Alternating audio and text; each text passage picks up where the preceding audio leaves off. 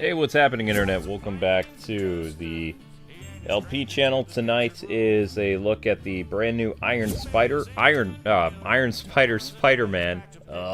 Last stream of the night, can you tell? Yeah. There he is, Iron Spider, Spider-Man. Iron Spider, Spider Armor. Ah, jeez. Yeah, it's all wrong. Okay. Iron Spider. There we go, that works. There you go. Bundle 2,000 Yeep. Or you could get it individually for 2,000. Wow, they really make you pay through the teeth for this one. And we got, of course, this celebrity ladies here. Captain America's back. Hey, there he is. And then you have other Cap. You've got Sam Wilson, Captain America, MCU Cap. Then you have Captain America here. And then you have the new Captain America. I have no idea what I'm streaming tomorrow other than Multiverses. Maybe I'll find another quick indie game to do. I don't know. But Monday is, of course, Star Wars. So,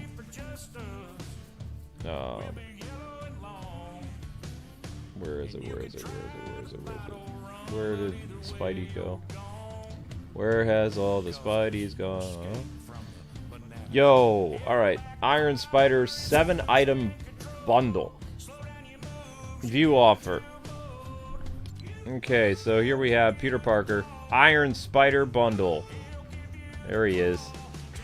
And he has two variants. You can do it with his regular face, or you could do it without. I like the Lego. The Lego looks really good, actually. You've got Arachno arms on the back. Very nice. Nice touch. Spider gauntlets. Creepy. Arachno jet. Oh, very nice. That's right, because he could fly. Spider stroll. Oh, that's disturbing. Okay. Iron Spider webbing. They show the boats yet. I don't see the boats anymore. I don't see the boats. I don't see anything. The price for this includes... Yeah. Alright, so we're going to have to do an ouch here. It's how much? 2,000 what? Okay. Alright, let's go do the owie. Ooh. Yep. Alright. Hopefully this is the last one for a while. Iron Spider suits. Let's go. There he is. Equip. Sure.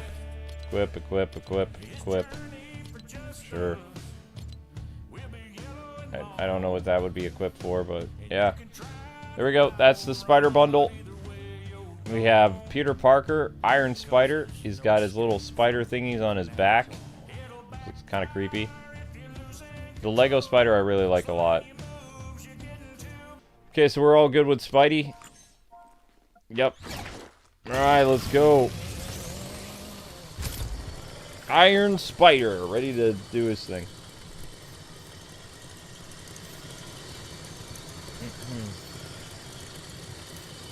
The spider crawl looks like Dr. Octavius. Yeah, it totally does. Yep. It does. What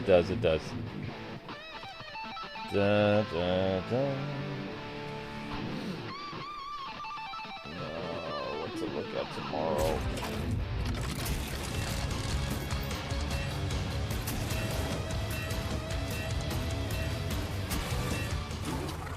Okay, very nice, guys. Very nice. Wish I could do Zenless tomorrow, but I can't. Nope. Zenless is still only at 9:40, 9:30, something like that. So tonight at midnight, guys, I'm going to give you the link to the Zenless Zone episode 34, so we can try to get as many views on that as possible. Like I said, it's probably going to take a couple days, which stinks, but Sunday is that one thing. Maybe I'll look at the Fantastic Four GameCube game tomorrow. I don't know. I don't know what I want to do. I only want to do a one-off stream, though. I don't want to do something that I have to make multiple episodes of. Although I thought Castaway was going to be more than one stream, but turned out to be no.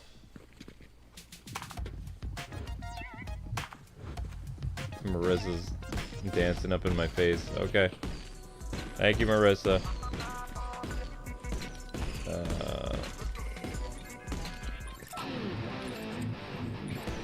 Whoops. Huh! Huh!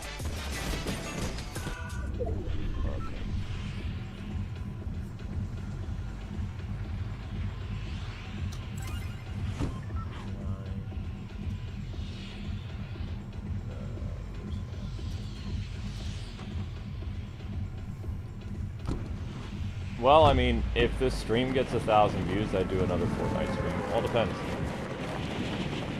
Like, right now, the only stream I know that is a definite tomorrow is Multiverses. It's the only one. If Fortnite does well, too, heck yeah, I'll do another Fortnite stream. Why not? But that all depends. I'm sure Spider-Man will get 1,000 views, but I don't know. Whoa! Okay, yeah, that is cool. I don't want to do the creepy leg thing, though. Ugh! Creepy.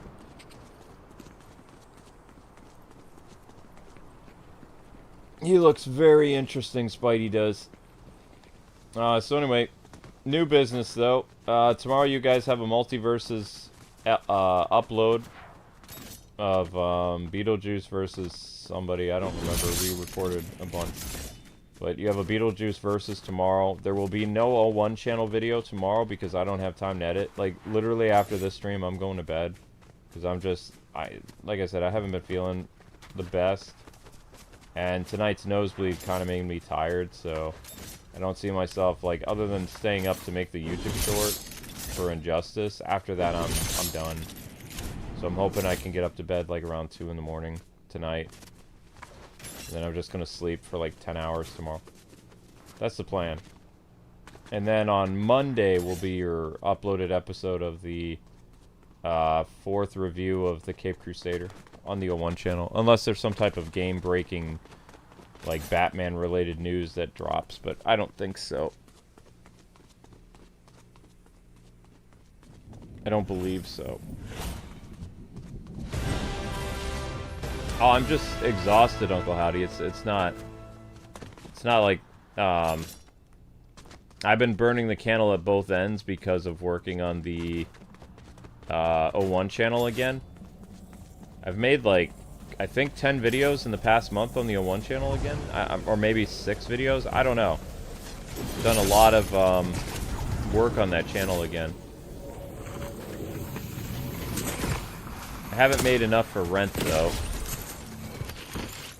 For that, like, my O1 channel used to pay for our rent every month, and my O1 channel hasn't paid for my rent in probably 2 years,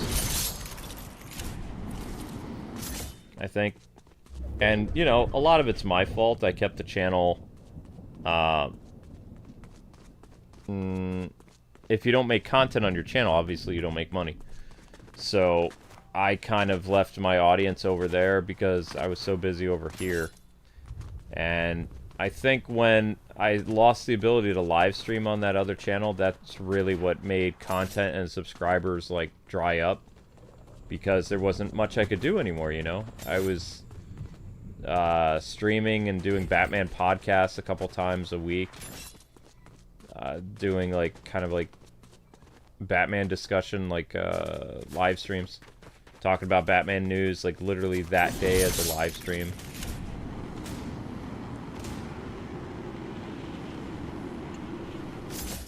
Can't really do that anymore because I can't live stream on that channel anymore. It's broken. And I used to stream much later over here. I used to start to live stream at like 2 in the morning sometimes. I still do sometimes for Ultimates, but tonight I'm not doing anything. After the Fortnite stream, I'm done for the night.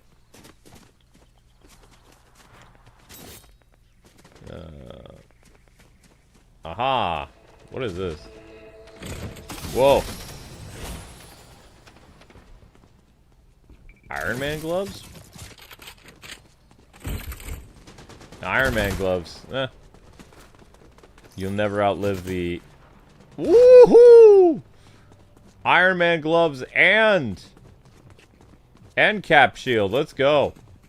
We're having a regular old Civil War here, huh? Haha.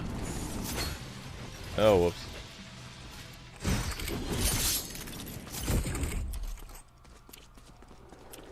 Too bad the gloves don't come in red or orange. That would be interesting.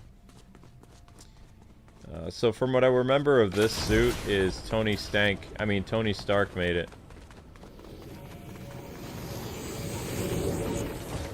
Tony made this for Peter during Marvel Civil War. Before Marvel Civil War, actually. This is one of my favorite Spider-Man suits. Bulletproof suit with Iron Man Jr. capabilities. This is the Iron Spider suit that people wanted Spider-Man to have in the MCU, but he never got. This is an awesome suit. It's pretty cool. The MCU was like, nah, we're not going to give you that.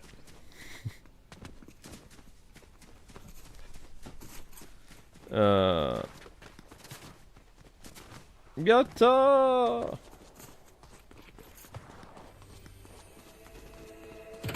Avengers, assemble! Hello.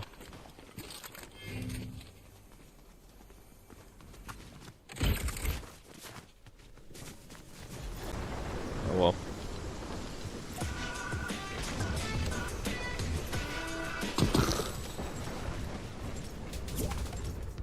It's a light breeze.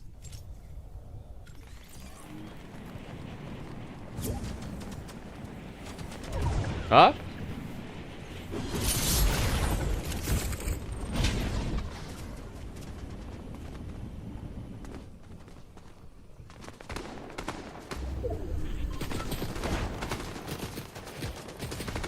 Really, Sammy? Because there's nothing on my equipment. Yo, I've got rockets!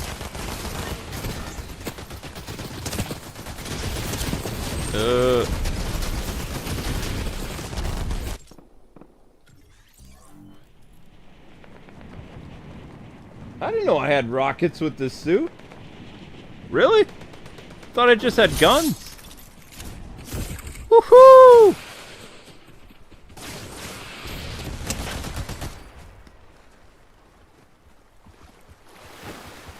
Where you go? Ah!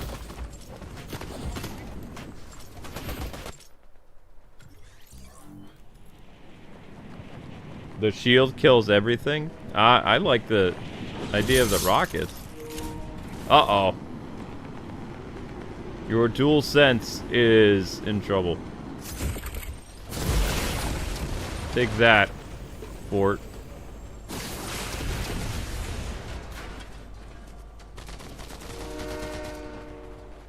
Cool, now I know that the whole War Machine thing actually has missiles, too. That's dope. I thought it only had machine guns like that.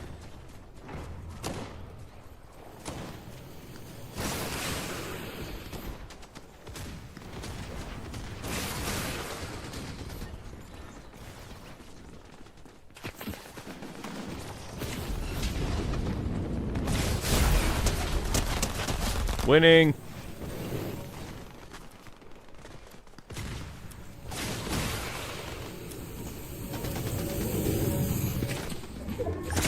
Nah! Spider Uzi, 58 to 54.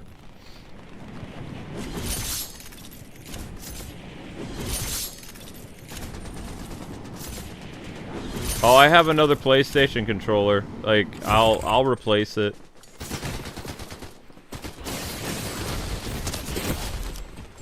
Yeah, I'm not good at knowing where people are shooting me.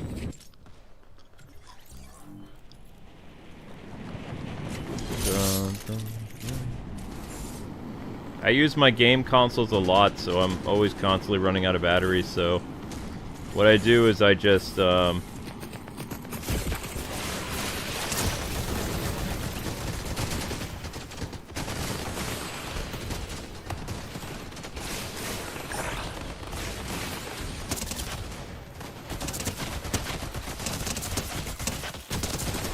it.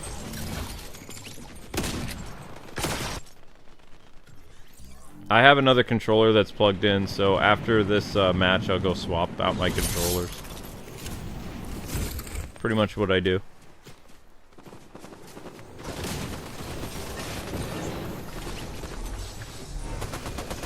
Whoops. Yeah. Do I have any pickup lines for women that play piano? What? Probably not PG ones.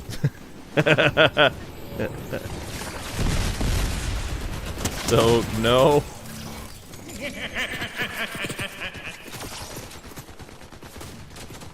Because, you know, piano is all about playing the keys and stuff. So, I mean, I don't think it would be appropriate.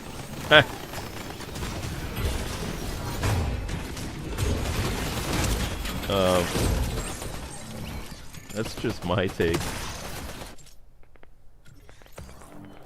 Lols.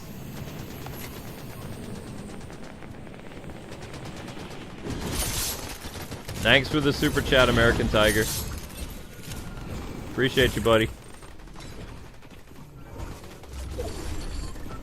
I mean, maybe musicians in general I could come up with some pickup lines, but I don't think I could come up with PG lines for a piano player.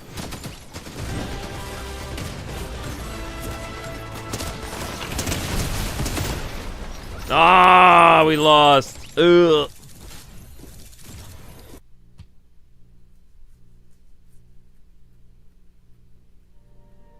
Can you say yours if it's PG-13? As long as it's not sexual, yeah, I don't care. YouTube doesn't like that kind of stuff.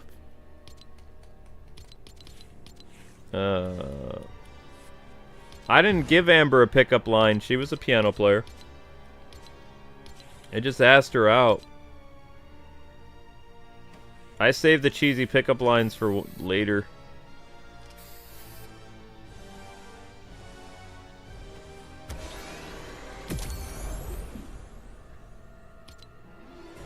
Item collected. Woot. Yeah, no, I don't like that picture.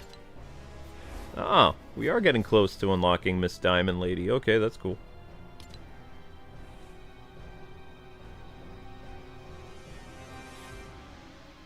Can I charge my controller? That's why you asked?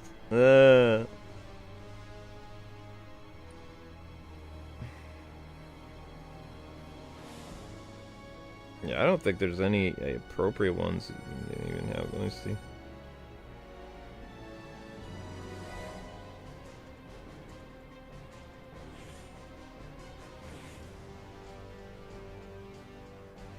Oh my gosh, there's a whole website.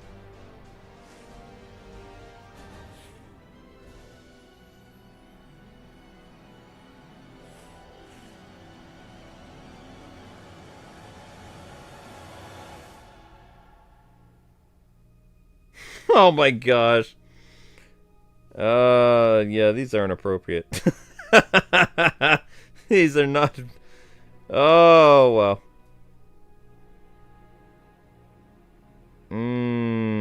Hang on. They have a whole website, American Tiger. I can't say that. Okay, this is stupid, but it says, you must be a grand piano because you're absolutely beautiful and grand. Okay, this one is cute. Hey, are you a sheet music? Because I can't stop staring at you. It's a... Yeah.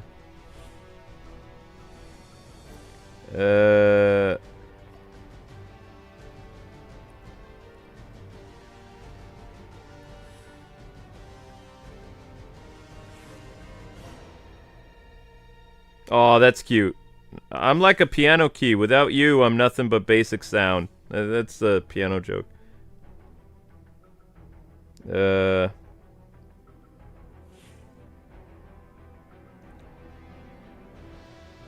For a singer, I used this one on Amber. I said, "Do you have perfect pitch? Because your voice is music to my ears." I've used that one before. I did. What?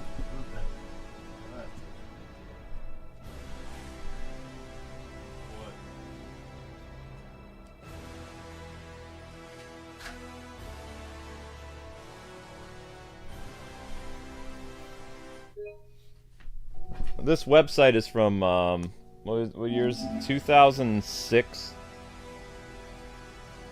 You're a beautiful melody I can't stop humming. They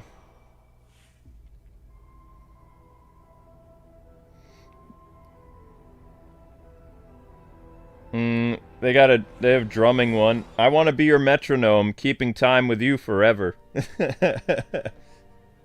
You're stealing that? I mean, if you're dating a singer, it works.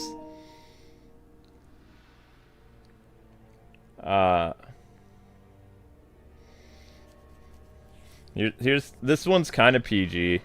Are you a piano book? Because I want to read you from cover to cover.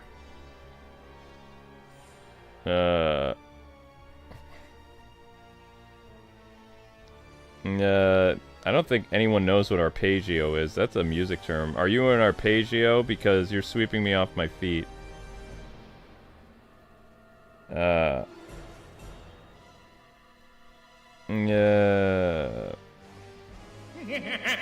some of these are really old. You're the note to my rest. You're the rhythm to my melody, just like a piano duet. So this is like for music students.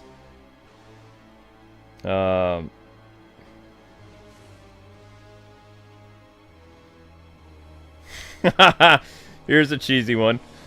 Are you a piano prodigy? Because you're a natural at stealing my heart.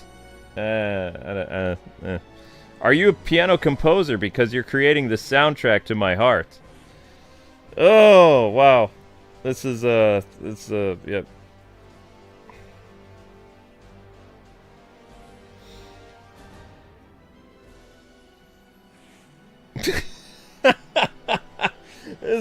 This is an old one. This is bad. This is bad. This is Tiger's fault. Excuse me, are you a piano? Because you're making me want to tickle your ivories. Oh! I'm done.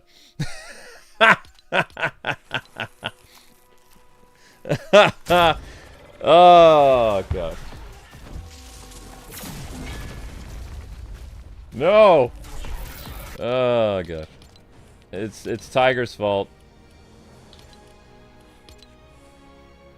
Peter Parker. There we go.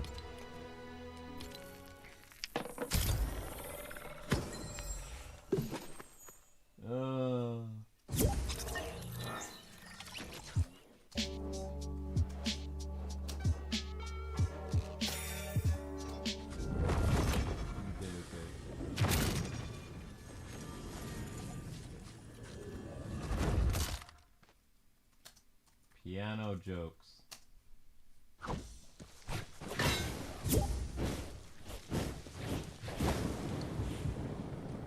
That is a good one. No, that's from the 40s. That's old. Like I said, this website is ancient.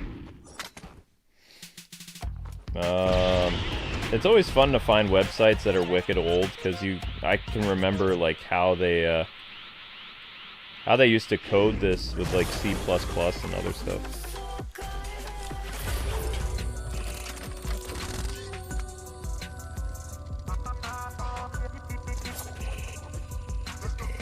Yeah, some of these don't make... You guys won't know what some of this stuff is because you'd have to be like a music student. some of them like are like inside jokes, especially when they talk about like piano signatures and stuff like that. They don't even sound like. If you're a music student, you'll find it funny. Are you a piano key signature because I'm falling for you? Like that's like intelligent like musical stuff. Are you a piano concerto because you've got me feeling all the emotions? This is the way. See, these are funny to me because I was a music person. I was a musician. So I understand all these. They're so cheesy.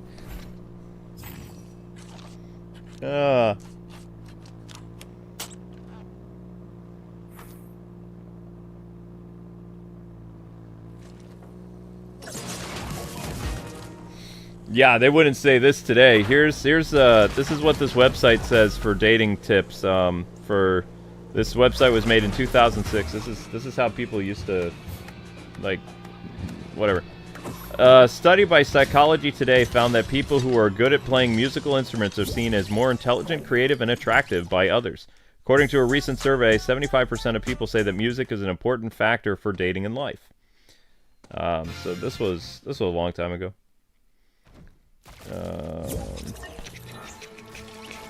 I would argue you do have to be smart to be a musician, though. There's a lot you need to do.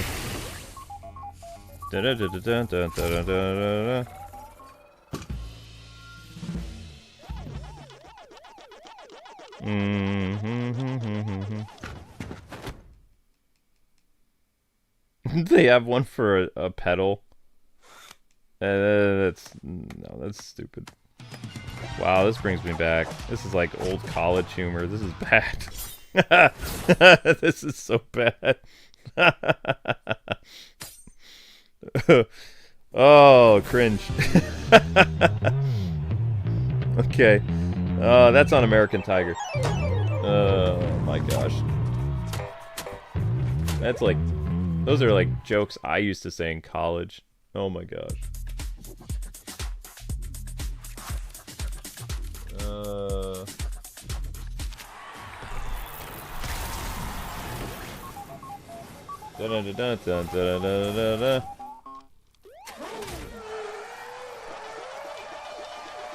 We're waiting to get into a match.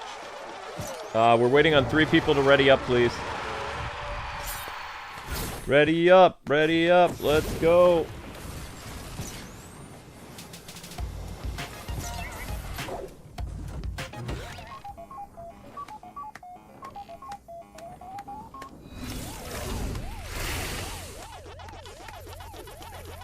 Oh yeah, that's old stuff.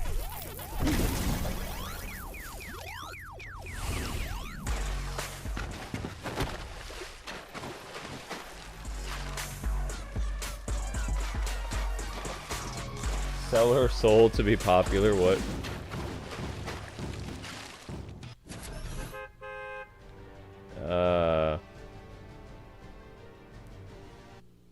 People don't still use, like, if you go up to a girl and...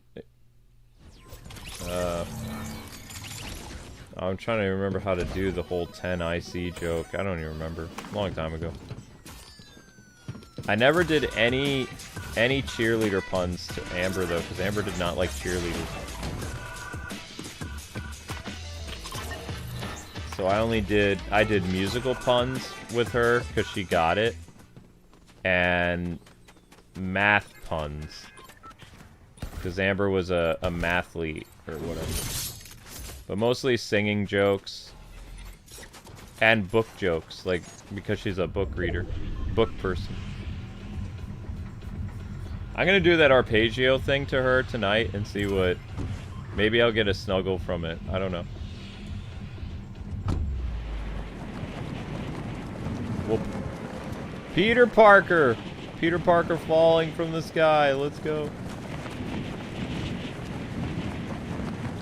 Oh yeah, are you from Tennessee? Because you're the only 10 I see. Yeah, okay, so it was a state joke.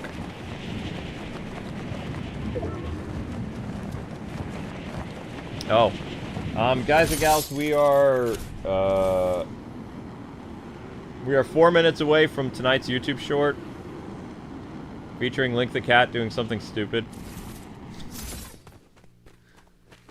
I miss the cars, man. The cars were so fun. The cars were super fun. The cars were here for 2 years and now they're gone. It's not the same.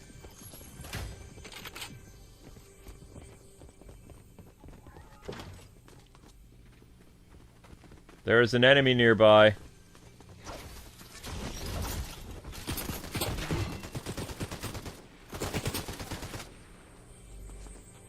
There is an enemy nearby.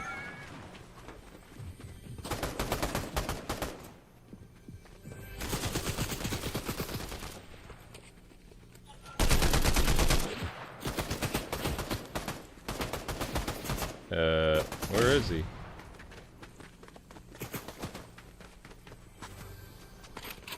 I know he's a... Why are you guys shooting each other? Did I miss something?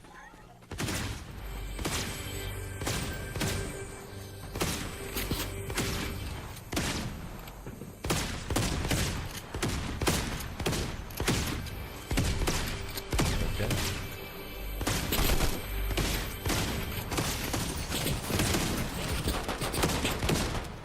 Why are you guys shooting each other? Whatever. Stranger things have happened. Booyakasha!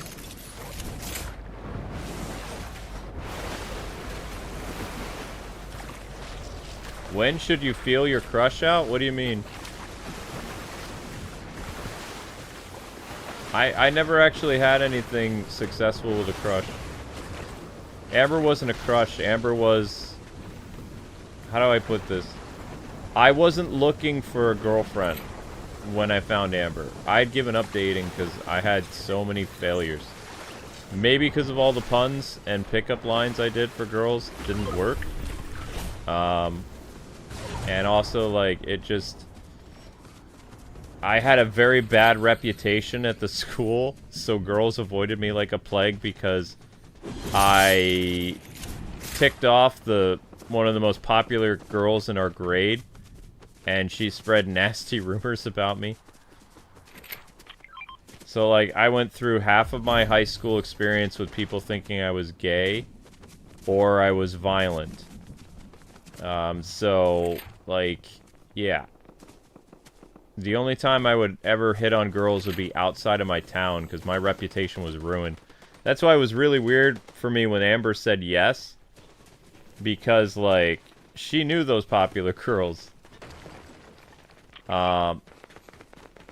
So...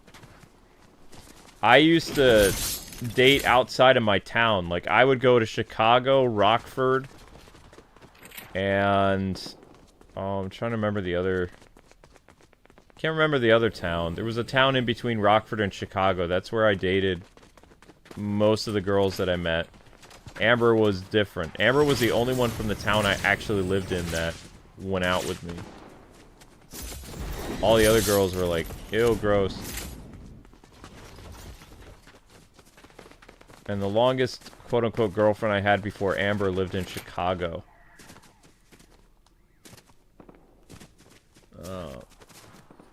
And she was also a music person. She was a saxophone player.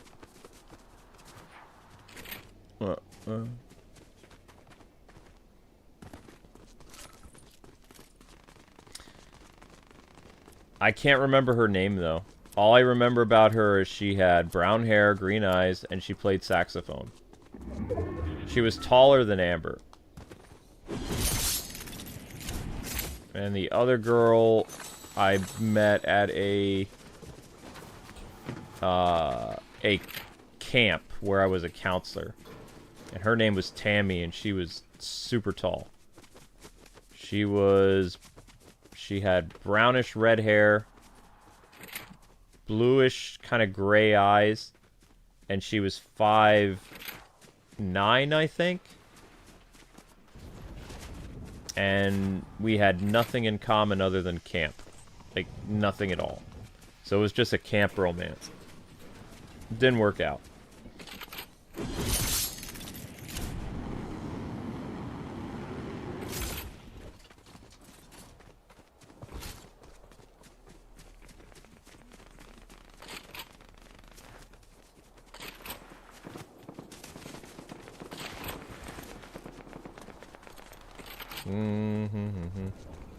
Hello.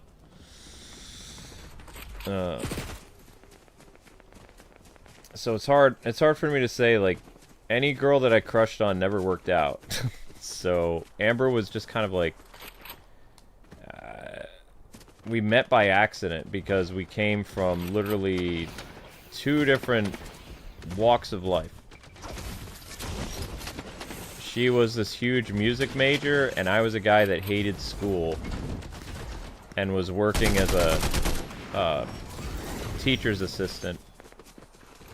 So I wouldn't go to school. And then because of Amber, I actually went back to college. Because before I was like, no, I'm not going to college anymore.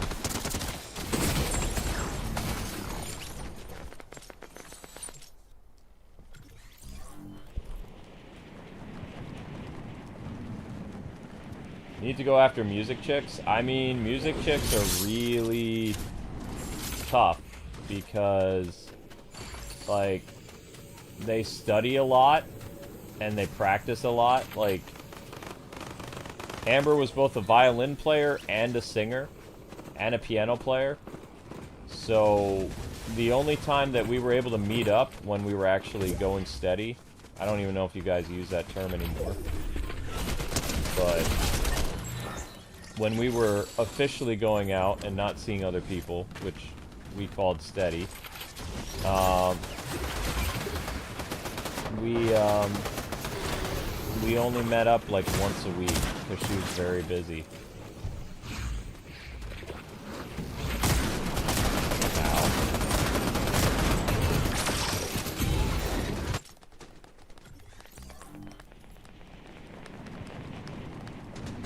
So yeah, about once a week is what she would have available for her. She also had a really insane curfew. Like, her parents did not like me. So they had a very, very early curfew, so we couldn't really do a lot of stuff. She had to be home by like 8 o'clock, I think. Either 8 or 8:30. And then when she moved out, then we could date longer, or like we could be out longer together. Like that.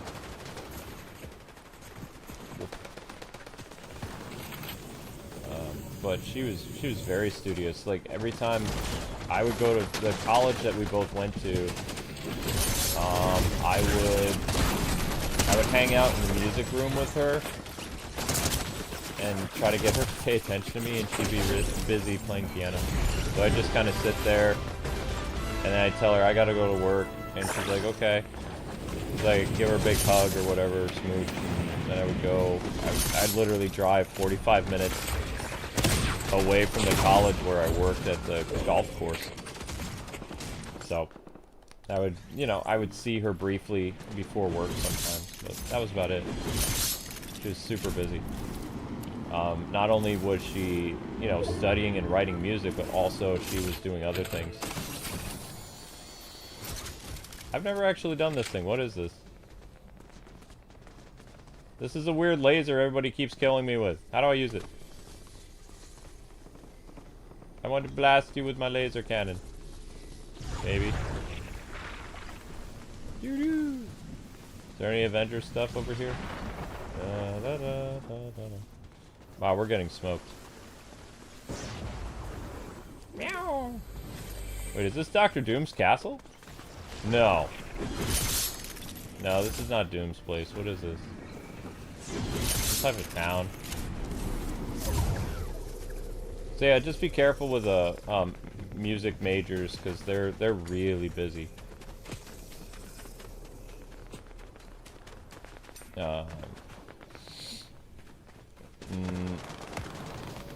Because, I mean, if you're a music major, if I remember correctly, I don't know if things have changed for you guys, if any of you are musicians, but Amber was in a...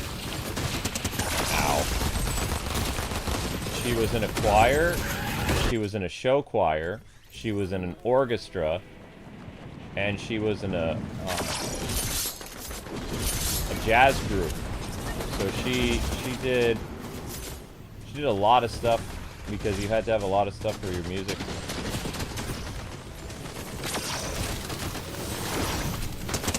I remember I went... One cool thing, I joined her choir so I could see her more. Hi, honey.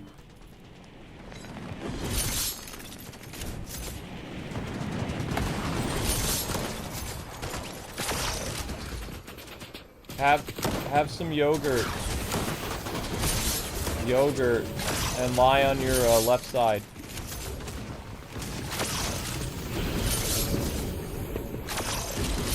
I mean, bread will help, but you should have yogurt too.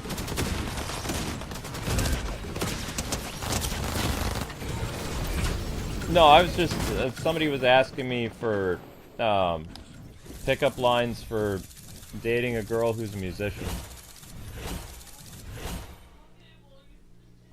No, I already did that, and I was just asking, like, if it's a good idea to date musicians, or, like, girls in school that, like, are very, like, music-oriented. I was just letting people know, like, all the stuff that you did when you were at school. You were in multiple, not clubs, but you had a lot of responsibilities. So you were very busy. Many musical thingies. Oh yeah, I forgot. You did musicals too, didn't you? Yep, orchestra pit, I forgot about the musicals. Yeah, Amber was really busy.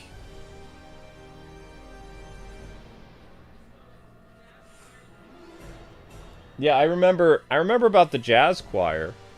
Jazz choir, jazz band, show choir, college choir, community choir. I forgot you were in musicals. Yeah, so Amber was doing all that stuff. I'd come home from work and play video games. And then I would see her on the days that we designated for a date or something. Or eventually, when I really wanted to see her, I joined her college community choir so I could be around her more. I do remember that, but I didn't stay in that very long. I didn't like it. Also, I didn't know that they would go all over the place. Like, that community choir went all over, it almost felt like it went all over the state. Just a bunch of people between college age and up to, like, their 50s, like, traveling on a bus, going places, wearing suits and singing. It wasn't for me.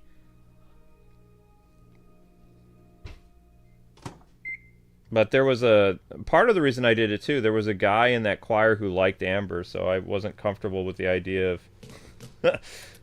I didn't like the idea of that guy who had a crush on my girlfriend being in that same choir as her, because he was also a music major, and I was like, yeah, I'm not cool with this. So... I trusted Amber, I didn't trust that guy.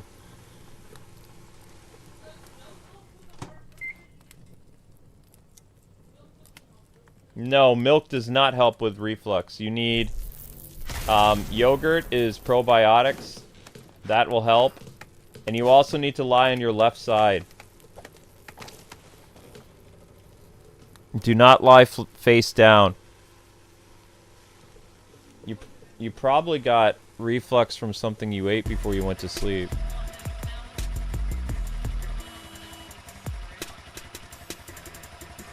Yeah, ginger ale would do it. I mean, vinegar and oil, you said? Yeah, vinegar and oil before bedtime, that's acid reflux waiting to happen. Yeah, make sure that you lie on your side. Yep, love you too, babe.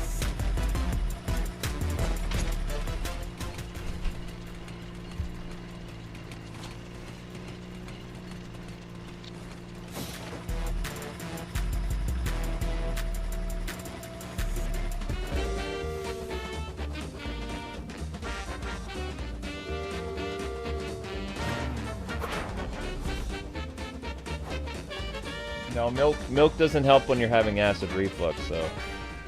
Because you don't want it to turn into acid reflux disease, because that's something I suffer from. That sucks. The only reason I can give Amber advice about that is because I go through it a lot. I can't eat after a certain time of night, or I struggle with reflux real bad. But I have found, like, little cheats, like yogurt and stuff helps really... Like, yogurt helps really well. There's something about probiotics that settles your stomach as well as it takes a lot of the acid out of your throat and esophagus. Which causes that. If you ever have that uncomfortable feeling after you eat and you go to bed, like, the lining of your esophagus is being burnt from the stomach acid. So you need something that's going to coat your stomach as well as to help, like, alleviate some of the symptoms in your throat. So yogurt with... Most yogurts have probiotic in it, so it's good for you. It's also... It's good to get rid of the problems. How did I know she was the person that I wanted to marry? Amber had everything that I wanted in a girl. Like, Amber fit all my preferences for how a girl is supposed to look, for one, which I was not expecting. Because I had dated girls with brown hair, mostly, because I was really into girls with brown hair. Some girls had smaller assets, some of them had bigger. Amber fit everything that I wanted, but she was a blonde, so it's kind of like, I love her personality, but I have this thing against blondes. Because this girl burned me really bad in school. It's partially my fault. No, it is my fault, but still, like, she made me hate blondes. And also, her name was also Amber.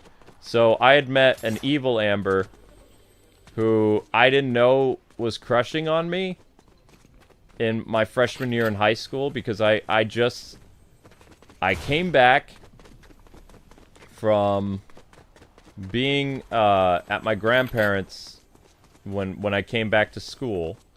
So it was my freshman year, and I'd never met.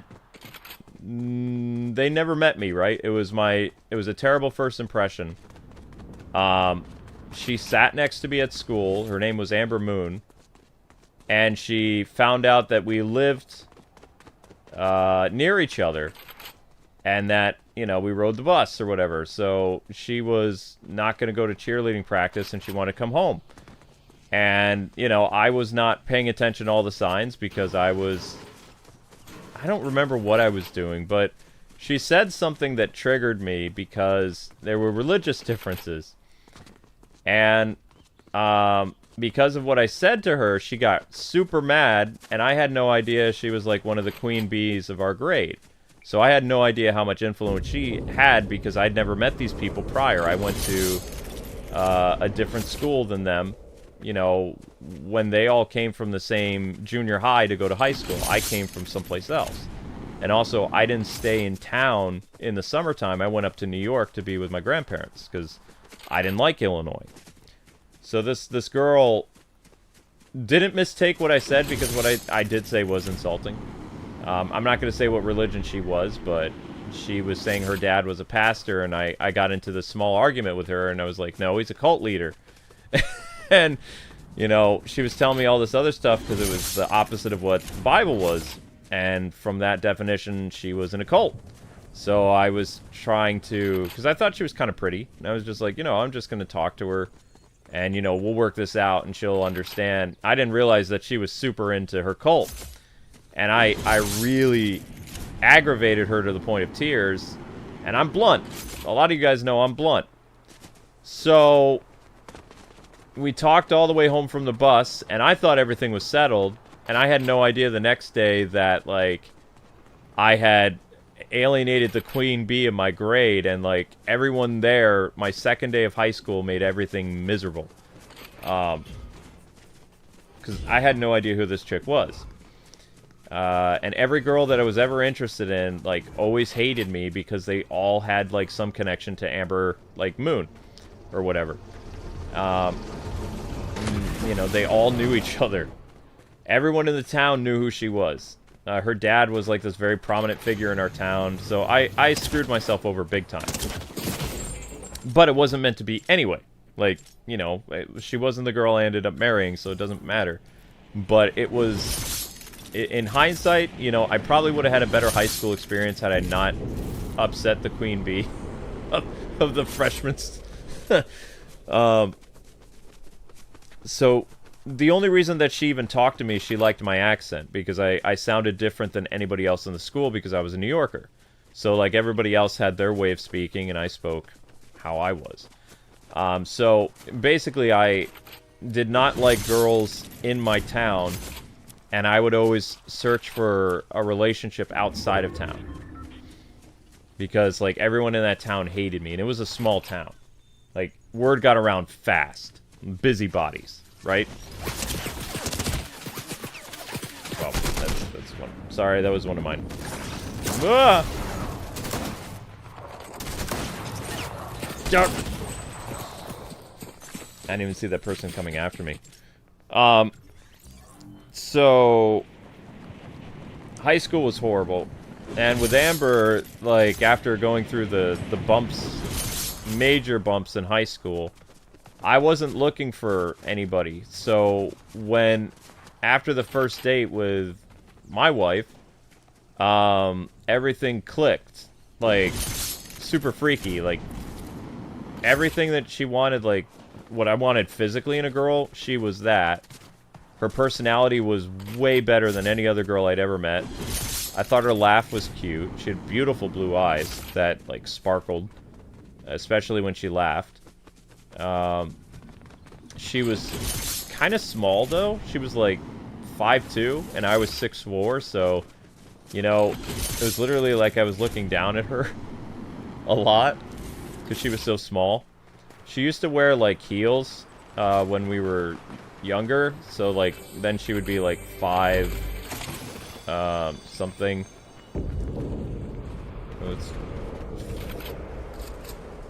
She would have been like 5'6" or something with her heels.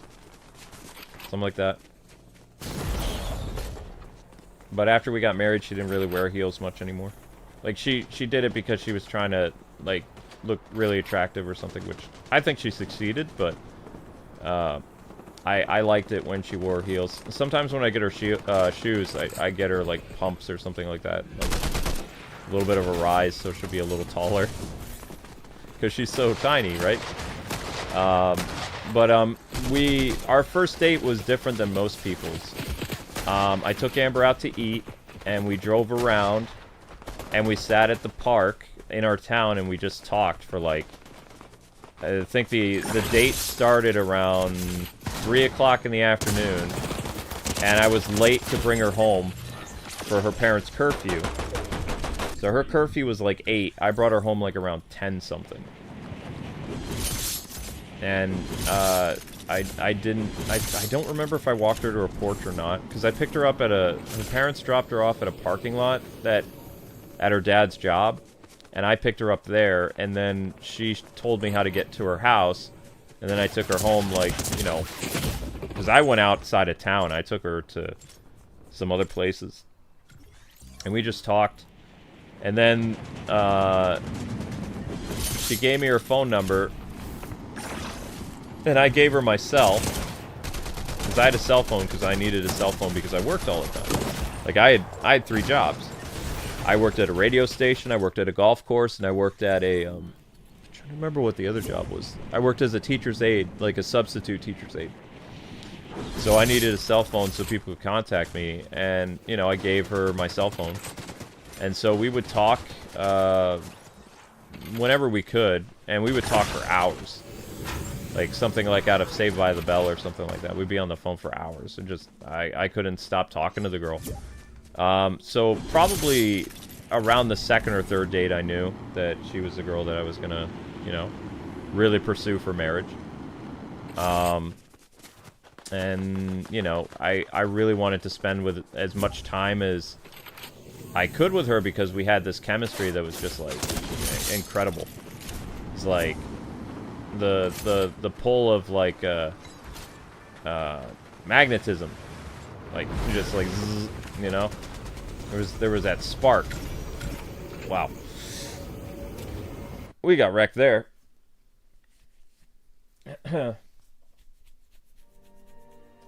Peter Parker. That was right. Bad match. Oof. Destroyed.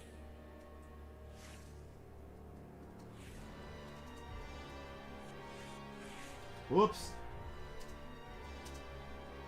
I totally forgot about the YouTube shorts. Oh no. I don't even know how bad the short probably did really bad because I haven't been advertising it.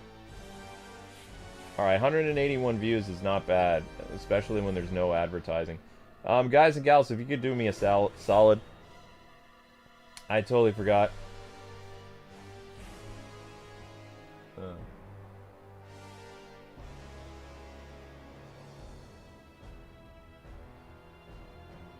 Is this love? No, it's iron. What? What? What is it like? Yes, I forgot to advertise your short. I'm sorry. Whoa! What are you doing? Why are you attacking me? Okay, weird cat.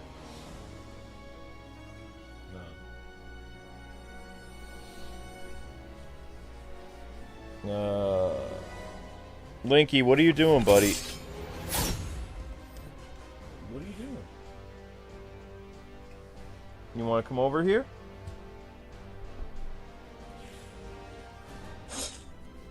Okay, I have to advertise your short, pal, and you're not helping me here.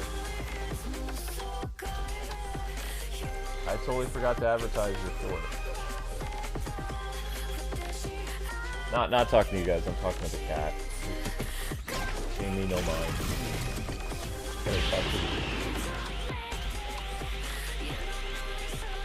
What, you want food? What do you want? Oops.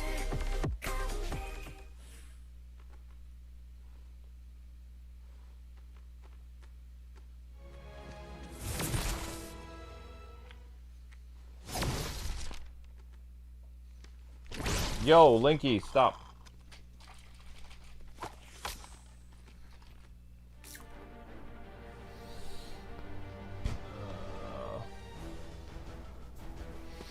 Amber knew after the second date too, so she was telling me that she liked me because we went to the movies and she put her arm against my arm, whereas before, like after the first date, we didn't touch each other at all. So she rested her arm on the armrest of the movie theater, like when we saw a terrible movie, and then I took her to see a better movie because I thought the second date went so bad because the movie was so stupid.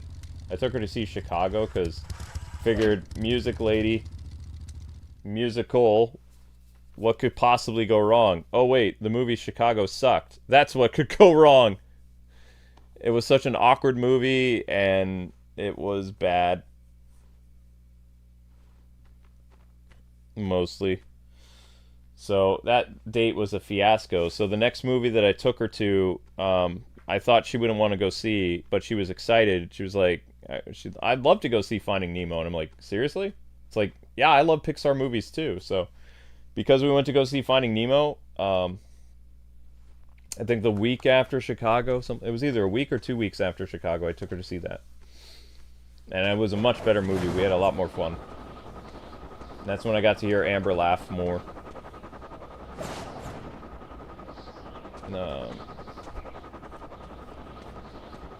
Where is that? Lazy girl. There it is. That's what we do. Link, don't attack me. I'm trying to get the short set up. I totally forgot.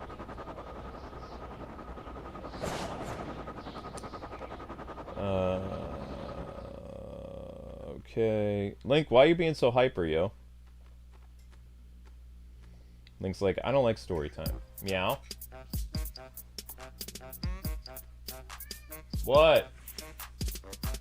What is it, you little furball? Crazy cat. Orange.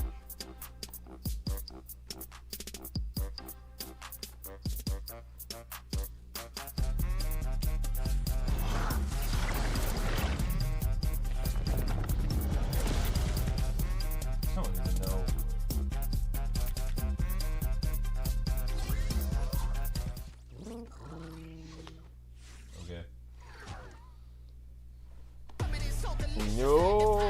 Alright, there we go. Kawaii. Alright, so I'm advertising the short now.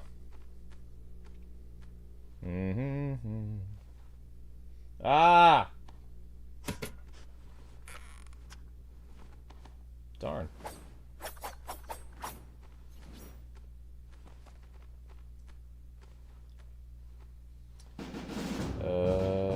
Where's my YouTube short? There it is.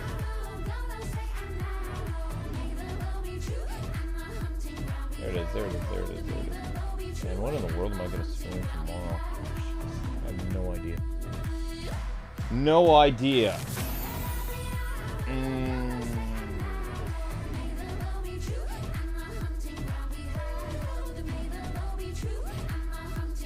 Alright, cool. Alright, good. Thank you guys for watching the YouTube short. Alright, we can get back to Fortnite now. Your chat has been disconnected. This is your favorite stream of mine? No, I'm just talking about my life. I mean, if people think that's cool, cool. The only problem is, I can't... There comes a point where I can't really remember a lot about our dating life because of my car accident, like, erased, like, a good chunk of my memory. So I can remember, like, our first through third date, but I have no idea what we did,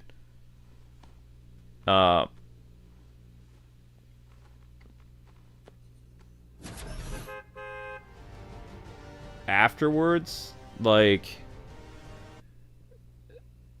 there's like a whole year that's just gone. Like, maybe Amber remembers stuff better than I do, but like, you know. Because my car accident happened a year after we've been dating. Like, we got engaged, and then my car accident happened. And, like, a good, like, 6 months of my life is just, like, just gone. Like, it's like corrupted data. It's like 6 months to a year, so I can't remember, other than I think she came and worked at the summer camp that I worked at. Because the year before, I was with Tammy at that summer camp, and then I think Amber came and she hung out at that camp as my girlfriend. Because I still worked at that camp the next year. I don't remember anything about the camp, but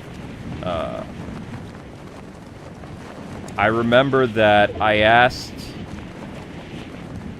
my boss at the camp, who was a minister, I asked him if he could be our pastor to get married, because by that point, I believe by that point, we were engaged.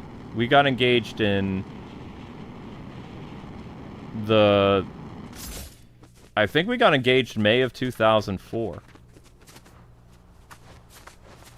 I think.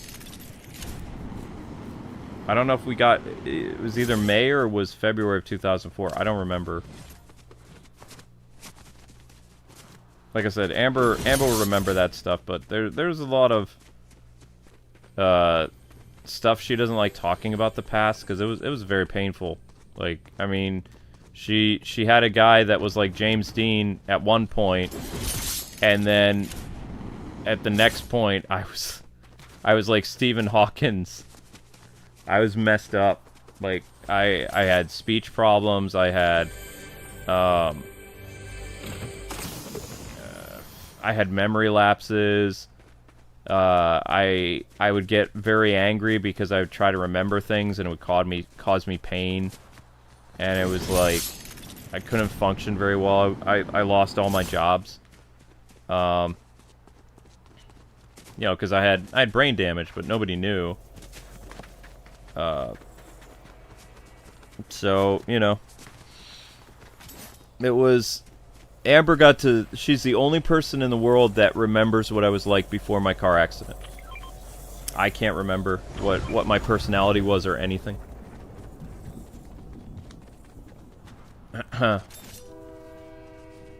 It's just it's just a blank. But Amber has a scary memory. She can remember everything. Mostly. But she doesn't like to revisit the past, because the past isn't all wine and roses. There was opposition in us getting together. There was pain. Kind of like a Romeo and Juliet type thing. Our families did not like each other. I know that. So, I don't really remember a lot of it, though.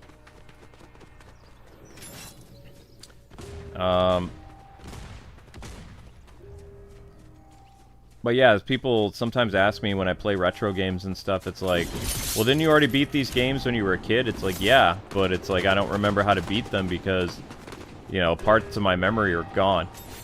Because I was in a near-fatal car accident, hit my head.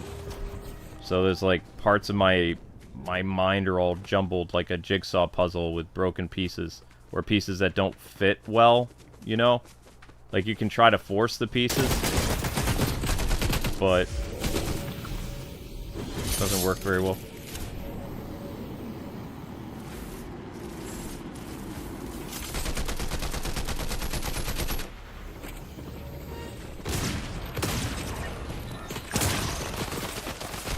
Darn it.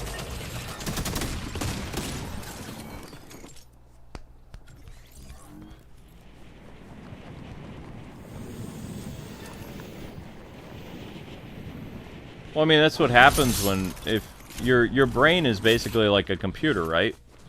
So if you damage your brain from drugs or a car accident or an injury, you know, it's very common for you to lose parts of your memory or to damage, you know, parts of your brain that involve learning or speech. So, my accident damaged memory as well as some motor skills. So I had to, you know, basically relearn a lot of things. Like, I had 2 years of recovery.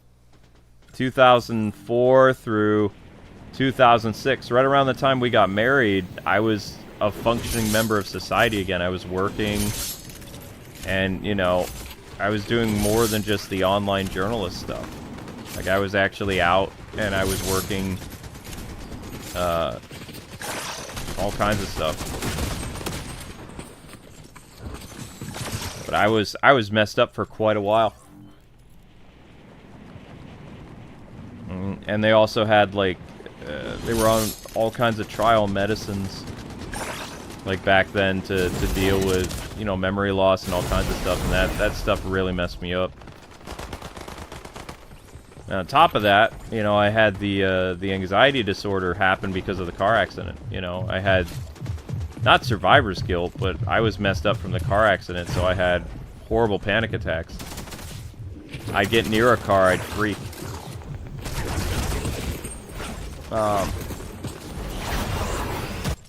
So, you know, Amber basically, she held all the pieces, pretty much. She was so worried about me that she ended up leaving Illinois and came all the way to Boston. And she didn't think my parents were doing a very good job. And my parents weren't, to be honest. So Amber basically came all the way out from Illinois to take care of me. So she did do that. She didn't even know how to leave her state, but she did it anyway. She was very worried. Oh. Whoops. So I mean, we were supposed to get married real fast though, like, because I think we were, because I was planning on staying in Illinois after my parents left. If I hadn't gotten my car accident, I was living with some roommates, and I helped Amber get an apartment. I remember that. So she had an apartment that was near her college, I think.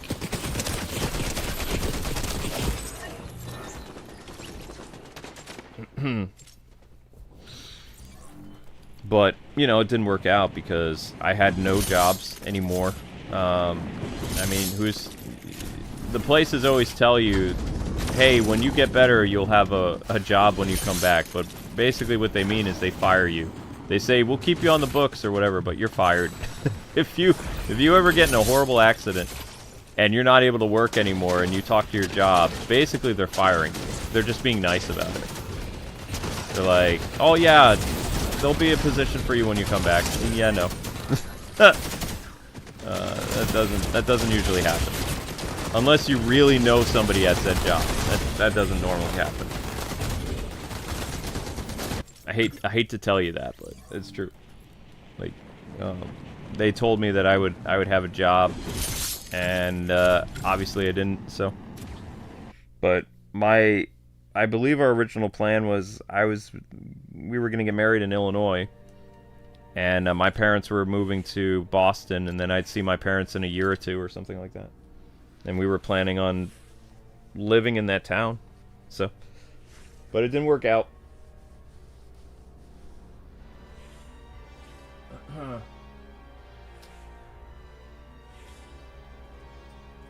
Whoops. Go, Spidey, go.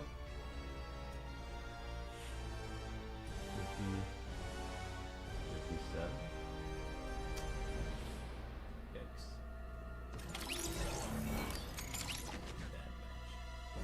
Bad matchup. You hate bosses, they are cancer. I mean, they were nice to me about it. They were, you know, they felt terrible. Because, I mean, you know, I'd never been late to work ever. And I had a good record at both the radio station and the radio station and the golf course that I worked at. But I was actually, I believe it was my day off when the accident happened. I don't remember. But when my dad drove me to my jobs to talk to them, and, you know, I told them that I, you know, can't work for a while because I'm having problems, and my dad was there, that was hard. Because, you know, I was super independent. Like, I was your very definition of a teenager that was totally independent from their parents, and then it shifted. I had to be dependent on them because, like, I had nowhere to live, I had no job, I had no income. I had a fiance, but I had no way of taking care of her.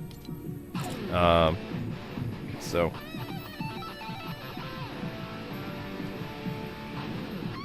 it was pretty. I actually thought Amber and I were going to break up during those years.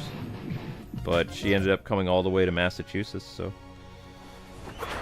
it's because she came to Massachusetts that I was actually able to kind of will myself to get better to the point that I could function.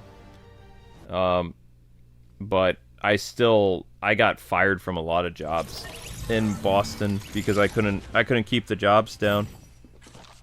It was very hard. It was like just had a lot of problems. So the YouTube thing, you know, even though I fight with YouTube a lot, I'm very thankful to YouTube that I've been partnered with them since 2009. Ups and downs, but the YouTube partnership gave me a sense of belonging, as well as it made me feel good to actually earn a living based on, you know, something that I was, I don't know, I guess kind of good at. I don't know. But it was something else for that to happen, you know? It was like, yeah, you had all this bad stuff happen, but now you're making money, and it just makes you feel a little bit better when that happens. Like, yeah, something really bad happened, but you're out there, you're earning a living, and all this other stuff. It really helps your mental state of mind when you're able to actually work.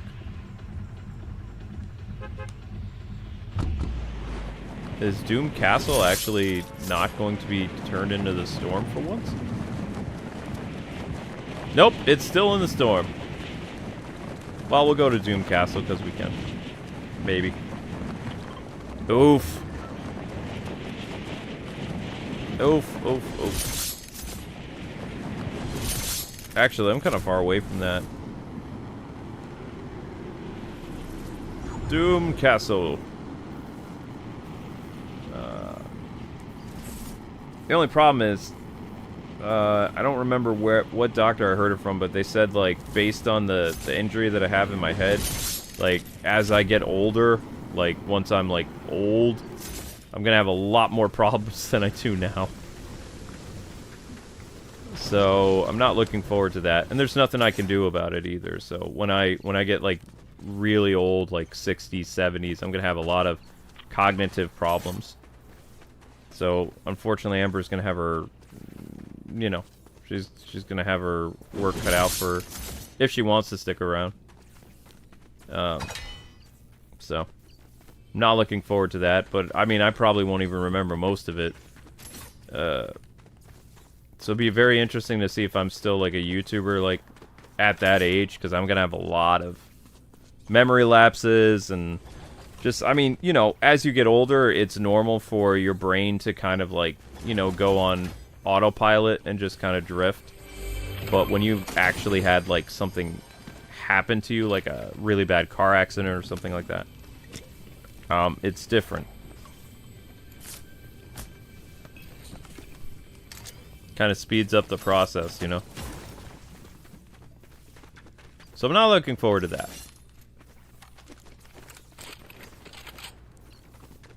But there's nothing you can do about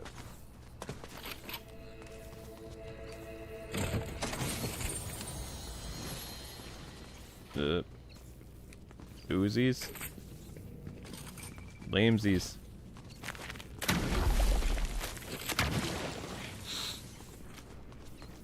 I was kind of hanging out in Doom's Castle. Alright.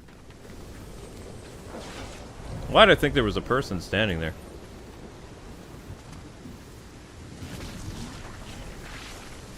Boink.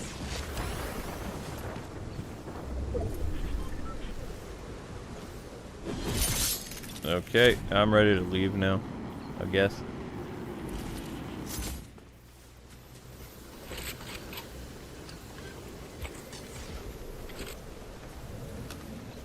Dun, dun, dun, dun, dun. I'm wasting all this stuff, but it's fine. Bloop.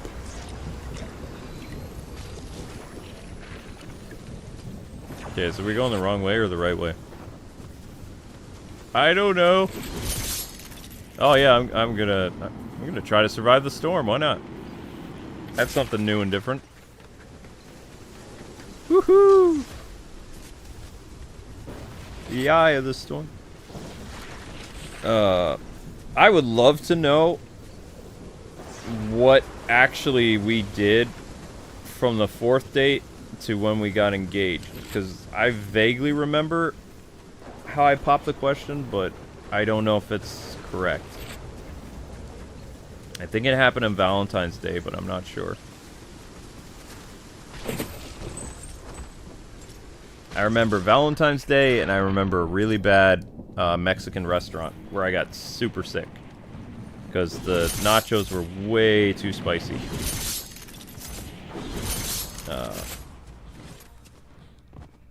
I know it was at least I think it was a proposal from like a bad rom-com.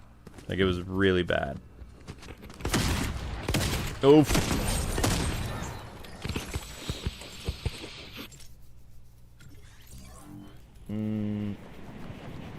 Yeah, but I can't remember. I'd love to know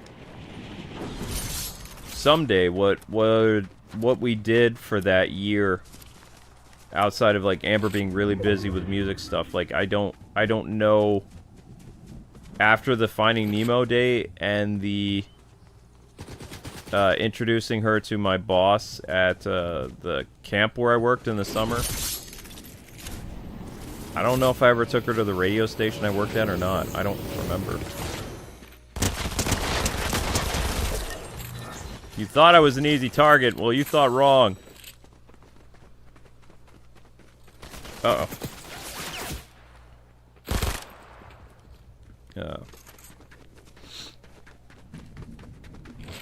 Because it's kind of freaky that, you know, just a whole year of your life is just gone. And other people can remember it, like other family members and your wife and stuff, but you can't remember it at all. That's scary. You know, it's just kind of like, it's gone. Like, it happened, you lived it, but what happened that year? I don't know. No idea. And I don't remember much of the year of 2005 either. I vaguely remember the games that I wrote, sort of, but I mean, it's kind of a blur because I worked on a lot of written reviews for publications, and I don't have a record of those because I didn't really keep a record of them. Just like, it was kind of like a job, you know. It was work. I think there's a dude in there.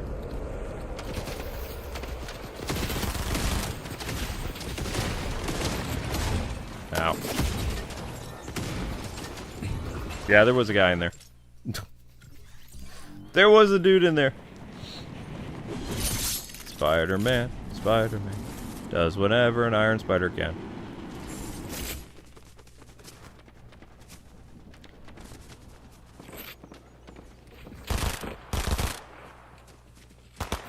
Wow, this guy's good at building.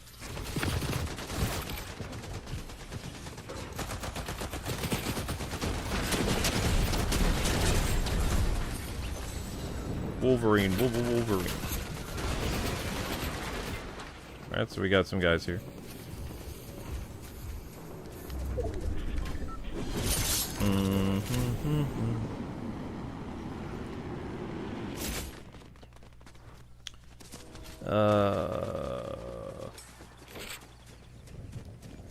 Whoop. Hello there.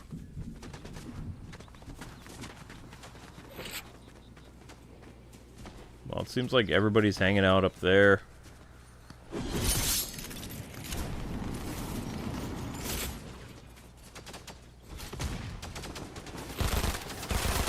They came from behind.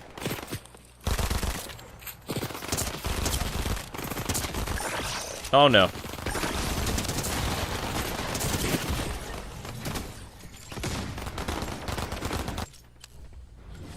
Climbing up the hill.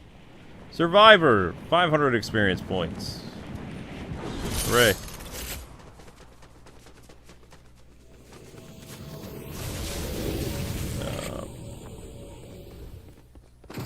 Anyway, thank you for the super chats, Tiger. Appreciate that, buddy. Wish I could be more helpful with stuff, but I don't really remember a lot.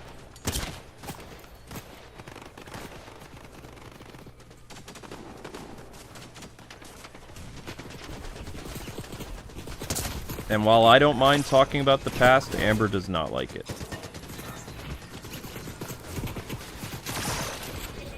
Because, I mean, you know, she had a lot of opportunities that she lost because of me. So she doesn't like talking about the past. Amber had a full scholarship to a music college. A very, very renowned music college. Conservatory. Conservatories are very big music colleges. Like, they're world-renowned.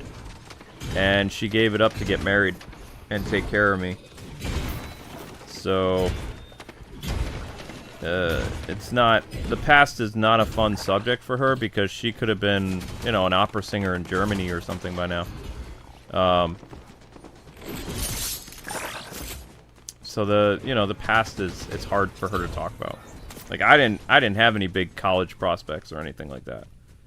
But, you know, I got all messed up and she decided to stick around and try to nurse me back to health, basically. So, by the time I was better enough, she was kind of too old to go to that school anymore. As well as, you know, she had a full ride, full scholarship.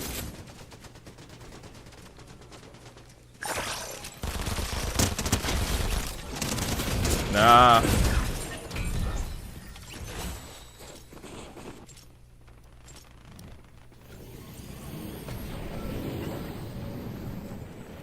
Oh, I know, but she still doesn't like to talk about it. She did it, but she doesn't like to talk about it. It's painful for her because, you know, it's always... It's always like, you think about what could have been, you know, a little bit. Because she always planned on marrying me, but she planned on probably marrying me later in life, not really young. We had different ideas about that. Like, we were probably going to be engaged for like 10 years or 5 years or something like that. Our engagement was 04 till 2006. It was I'm sure she wanted a much longer engagement, which is fine. But she also didn't believe in people living together that weren't married, so like it's not like we could live together without being married. So Amber is very old-fashioned.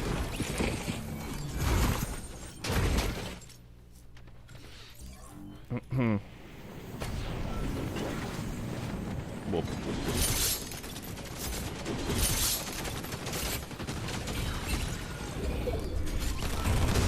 Whoa.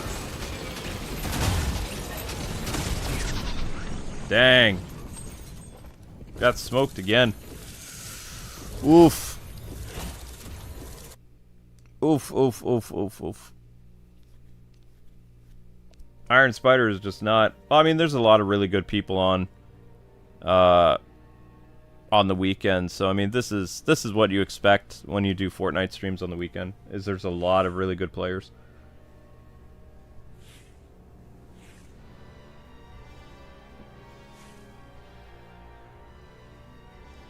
Yeah, no, she did... I mean, I think she did the right thing, because I was in bad shape. But, yeah, she doesn't like to talk about the past. She gets sad, or she gets angry. Or she might be okay talking about it, and then she'll start to think about, you know, all this stuff, and then... doesn't bode well.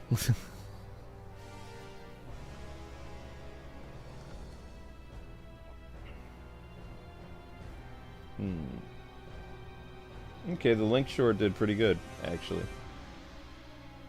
You guys see the weird Link short where he's upside down, acting like a little weirdo? He's acting like a little weirdo. Okay, so it is midnight. Let's try to put some more views on Genshin Impact. I mean, Zenless Zone Zero. Really would like to do Zenless tomorrow. Amber is a great wife. Amber is an amazing wife. Amber was an amazing girlfriend and fiance too. She was always very caring and sweet.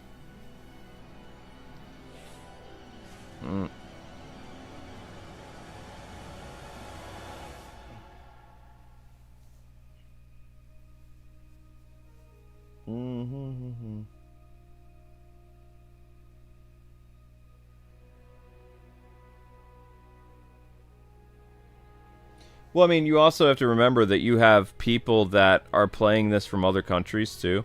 These aren't just people in America, because in the East Coast now, it's going on 1 in the morning. So you're playing with people that are all over the world. The Asian players are on at this time of night, usually. You might have some Californian people, maybe some East Coast people, but mostly you got some people from the West Coast, people from Japan, people from Europe and stuff like that.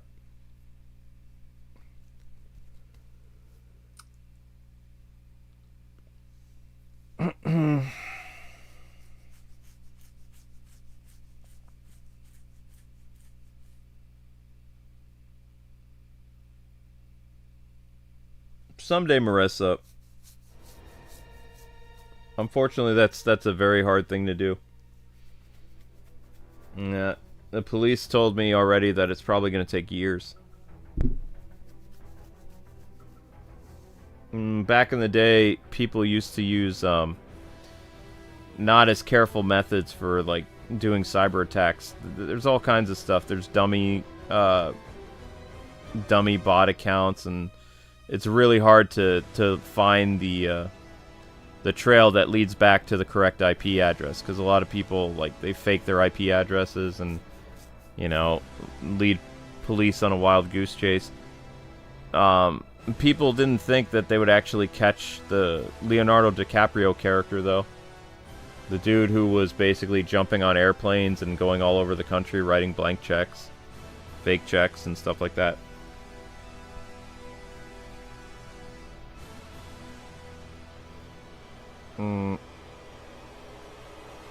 But, I mean, that guy got caught. It took 10 years, so... I mean, we have...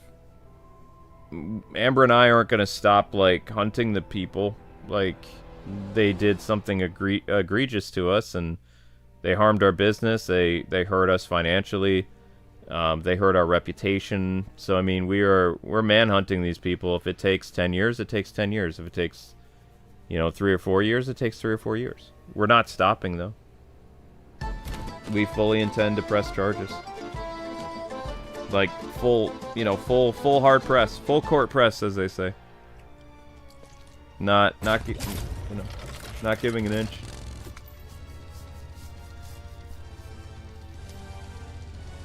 But it'll take a long time, probably. Knowing my luck, yeah, it'll probably take a long time.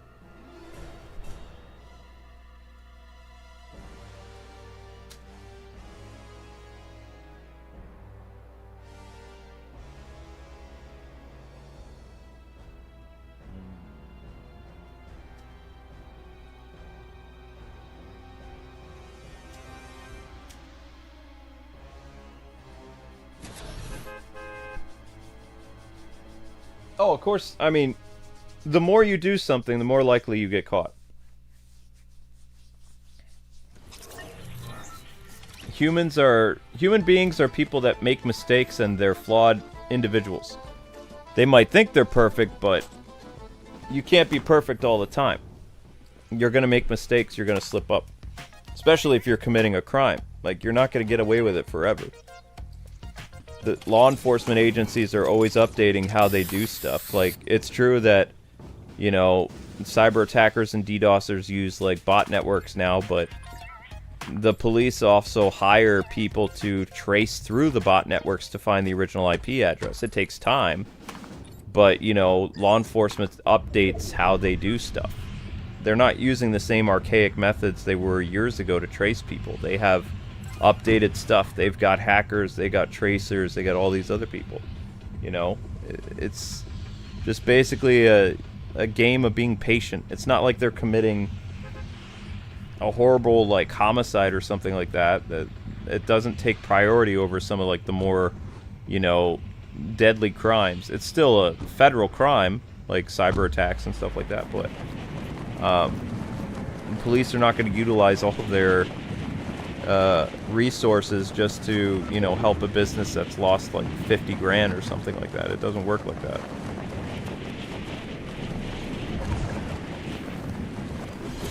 You have to, they do stuff within their, I don't know, with their wheelhouse or something like that. Like, Amber and I would have to, and our business has never made that. You'd have to be like an enterprise, like losing millions of dollars for the police to really, like, mobilize within a year or 6 months. So we've had net losses, and we've had, you know, problems because of these people for 3 years, but not enough of a dent for, like, the FBI or somebody to get involved. And the death threats are very juvenile, so the police don't really take those seriously. They are trying to find the person who tried to swat us, but they haven't been successful with that yet either. So, I mean, you know. But like I said, the more that these people do stuff, the more likely they'll get caught. And I kind of want them to continue to do it because I want them to get caught. You know what I mean? It's like, I would, if they just stopped all of a sudden, it's like, yeah, I'd be happy, but at the same time, then they'd get away with it. I don't want them to get away with it. I know that's probably kind of petty, but I've been dealing with it for 3 years, so I'm just kind of That's a lot of stress on top of all the other stuff that Amber and I have dealt with cancel culture and the miscarriages and the debt and the deaths in the family, not being able to be with them because, like, you know, work kept us away, all kinds of stuff. A lot of stuff.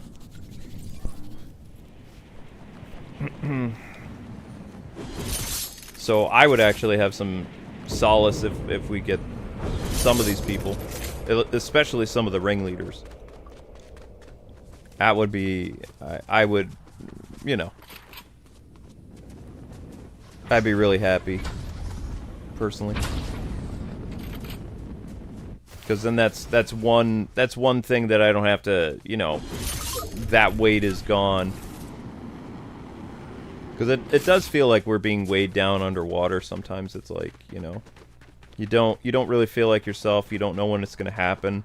Like, I'm constantly looking at my equipment to see if it's going to start up, you know? Like, every night I'm scanning to, you know, see if I've got any, like, little red lights going off telling me that, you know, I'm being DDoSed and stuff like that.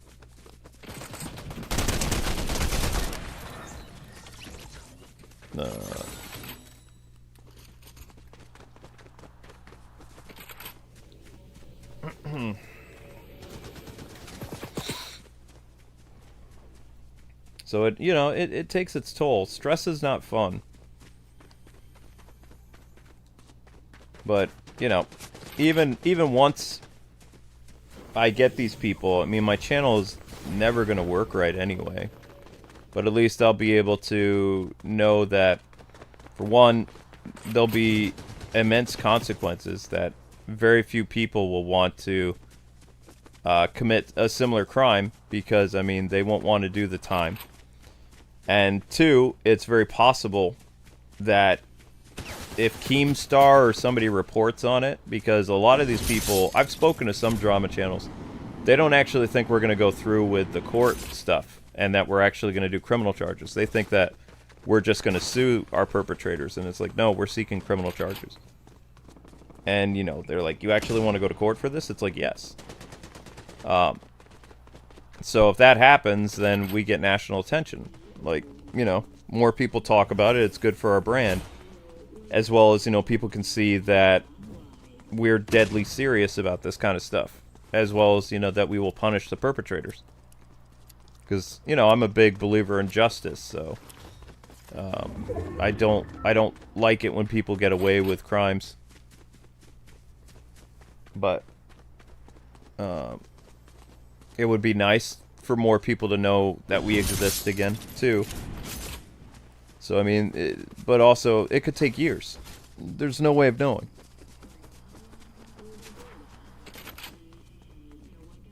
I wish that it was a faster process, but it's not.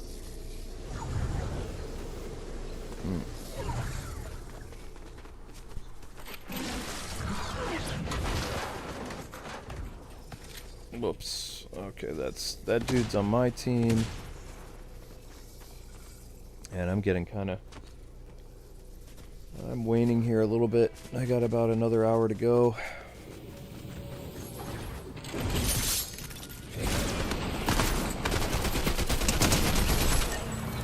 Yatta. Yay, leveled up a little bit. Let's get close to the Diamond Lady as much as possible. Whoa!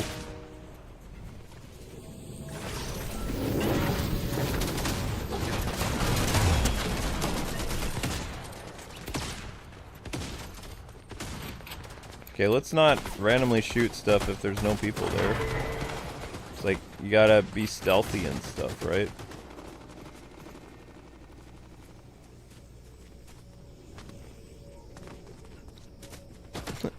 So Amber's been having a big fight with our air conditioner unit outside. She doesn't like how loud it is.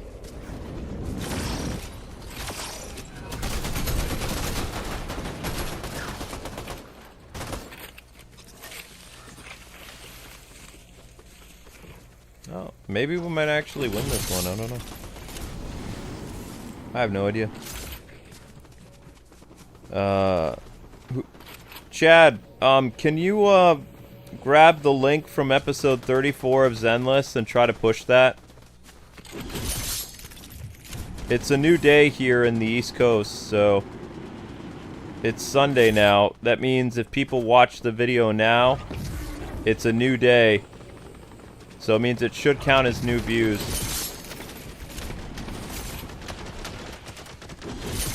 We might even be able to put like 30 or 40 views into that.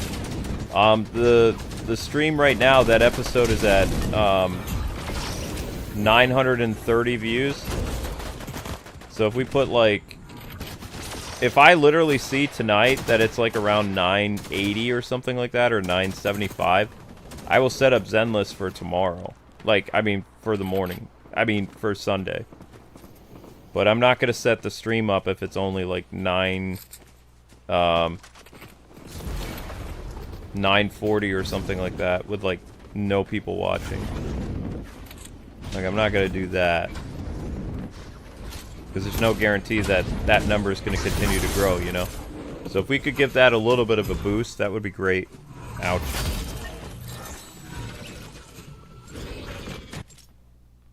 Because I think it's at,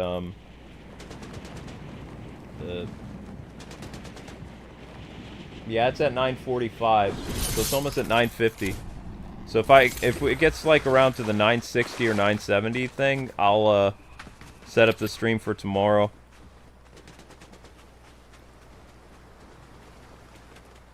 Because like I said, I can't do it Monday anyway, because Monday is a very busy day. Because Monday is Star Wars Day. Even though I know I'm going to hate the game. I have no idea how I'm going to do this. I just do not think it's going to end well.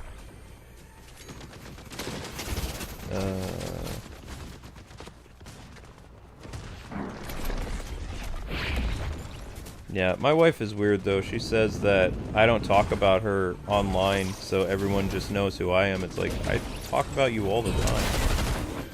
I talk about our relationship, I talk about the past, I talk about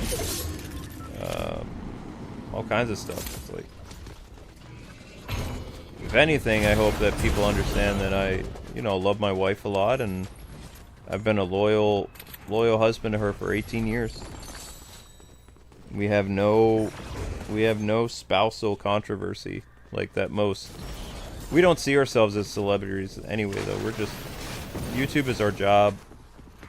Like, if somebody would say that I'm like a famous YouTuber, I would just say I just do YouTube for a living. I don't really care about fame and things like that. All I want is a steady paycheck. I don't care how many millions of subscribers I have. I would like 500 members, because then I know I'm guaranteed like a decent income.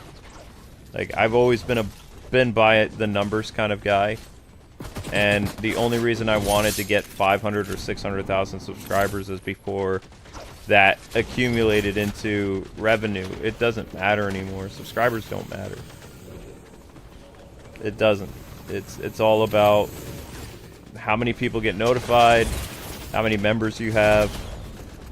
So none of that stuff matters. Like, subscribers are great in terms of like them sticking around, but Shadowban channels need members, and they need like active viewership, because YouTube will constantly remove people, and they'll try to get you to subscribe to a working channel, because they don't want to deal with a channel that doesn't work. It's too much work for them, because they have the potential of making more money off a newer channel that actually works, as opposed to a broken channel that's been around for, you know, 15 years or something like that. It's not a lucrative business venture for YouTube anymore.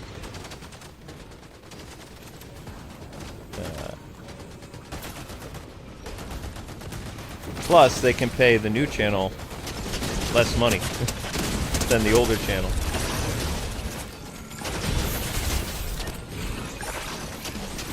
Ah!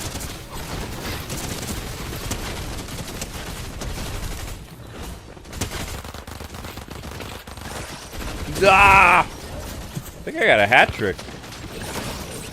Kind of had a hat trick for a little bit. Does that say 88 to 63 or 88 to 83? I can't tell.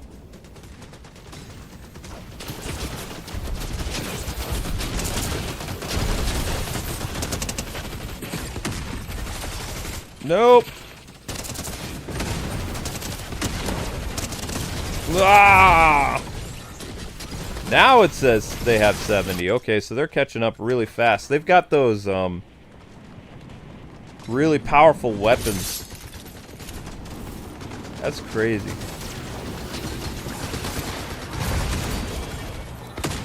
Woo!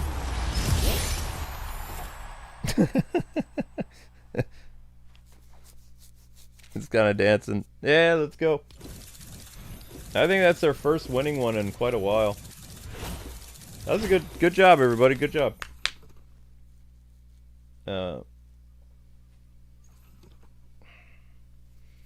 Holy cow, the Link short did really good. Good job, buddy. Good job.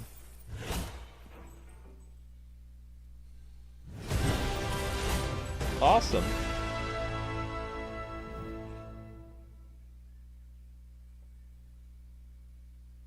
That'll help out a lot, actually. That's good job, good job, good job.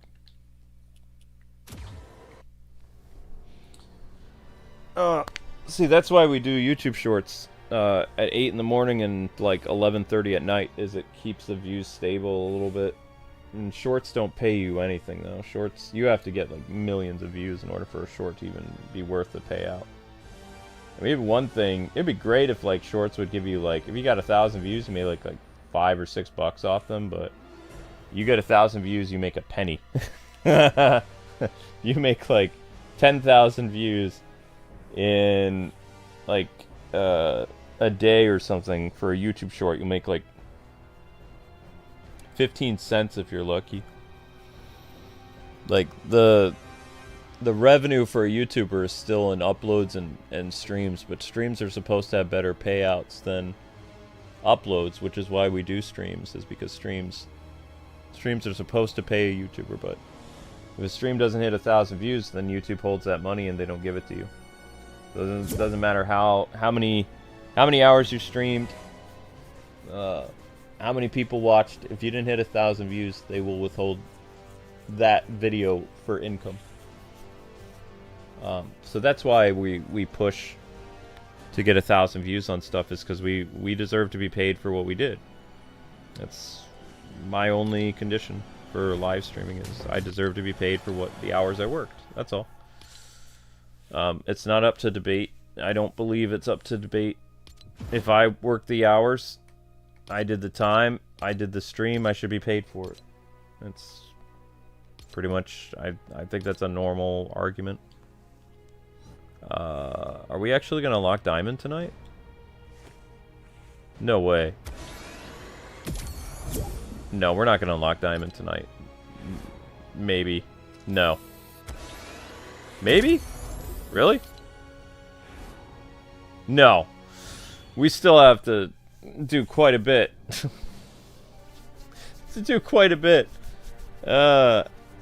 Sorry, Diamond Frost. Not quite yet. Not quite yet. Getting there, but no. Nope.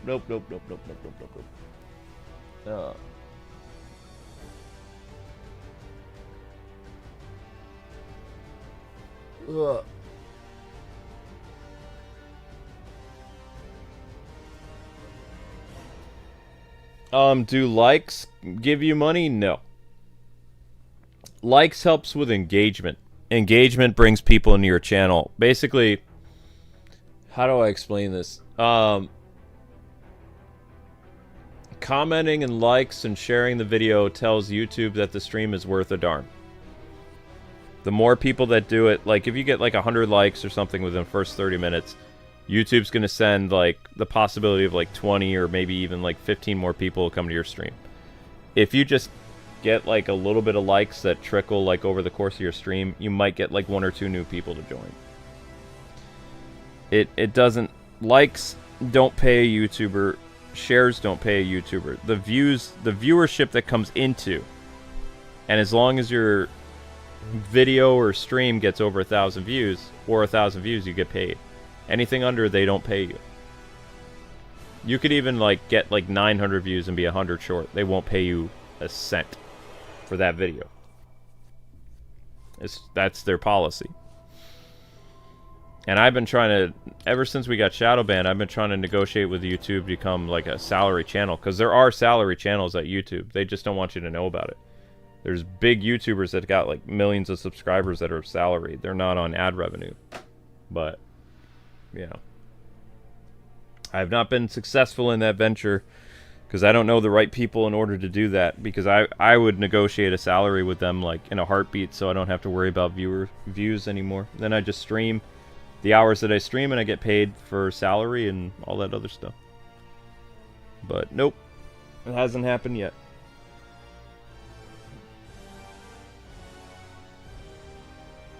Almost to Diamond Frost. Yep, almost to Diamond Frost. We're getting there. I guess we'll do Peter Parker again. Poor Peter Parker. Peter Parker showed his identity and lost his marriage all in the same year. It's true. That's what happened to poor Peter Parker.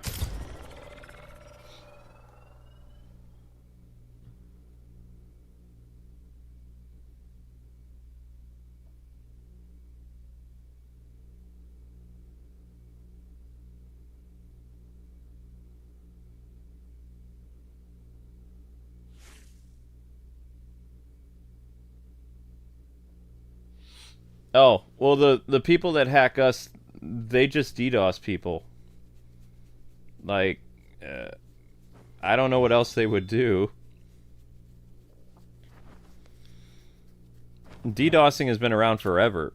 It's been an internet thing for years.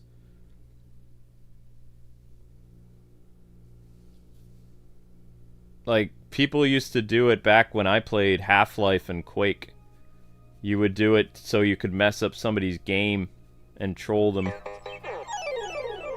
Like, it evolved into attacking people's businesses in 2018, 2017, I think, was one of the first cases of a actual business like suffering a DDoS attack.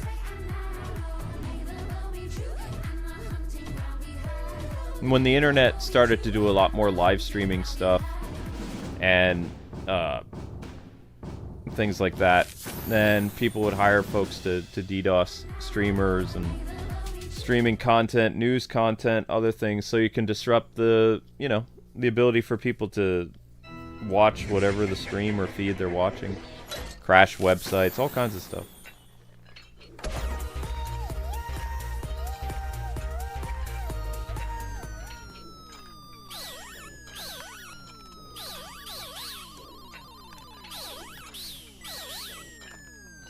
One More Day was the best thing to happen to Spider-Man. I hated One More Day. One More Day is like my least favorite Spider-Man thing. Marvel had it out for Spider-Man's marriage, and they just didn't want him and MJ together anymore, so they came up with this stupid, convoluted idea to have Spider-Man sell his marriage to the devil. It's stupid.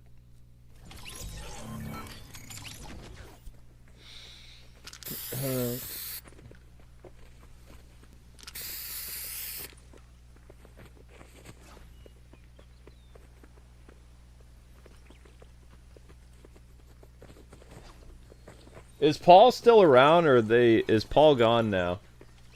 Is Paul still around in the Spider-Man comics?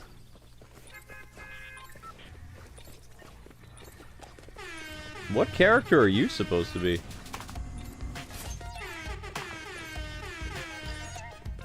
Is that Adam Warlock?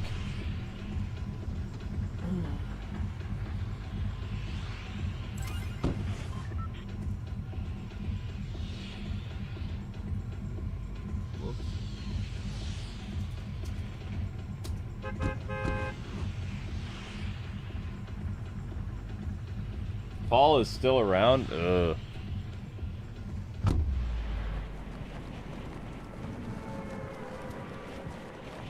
I watch a YouTuber make fun of Paul all the time.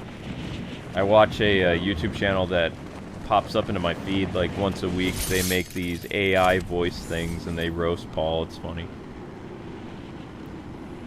They used to roast Miles all the time, but now they just roast Paul.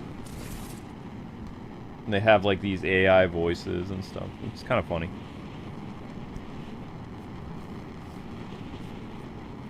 Who's Paul? Mary Jane's husband. It's a long story. I don't really want to talk about it.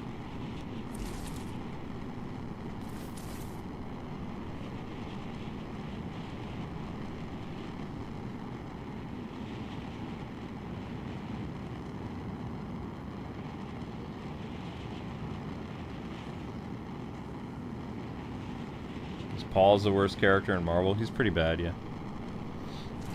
Alright, let's see how Zenless is doing.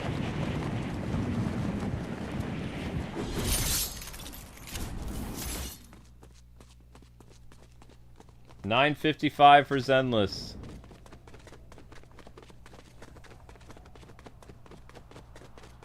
$9.55.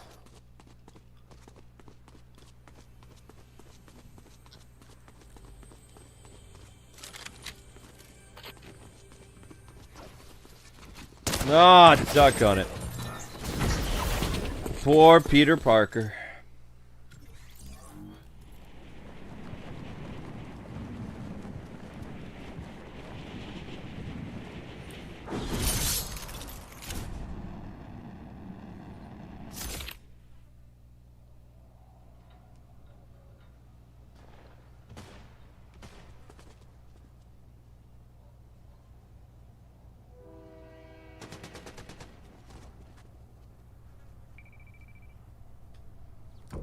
Peter was not married to MJ before.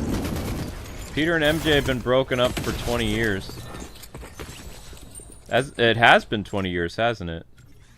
I think it has, actually. One More Day was 20 years ago, I believe. 2006, 2005. It's been almost 20 years. Peter and MJ are together in the Ultimate Universe.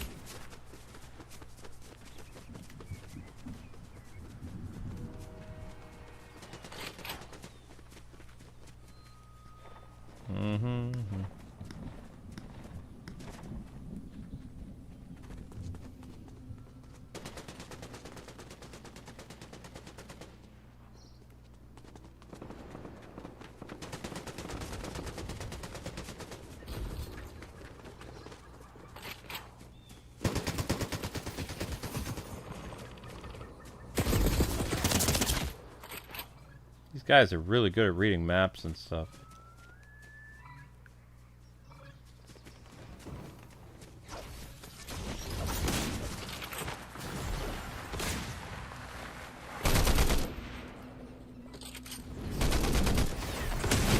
How did the... Oh my gosh.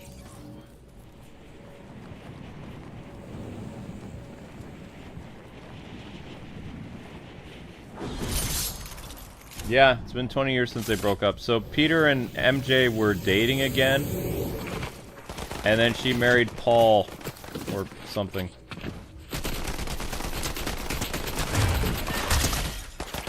Dang it.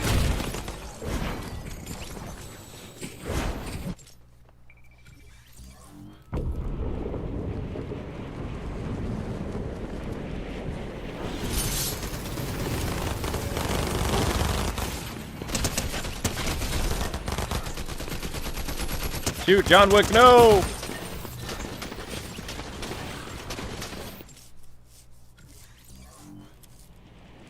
Well, John Wick got me.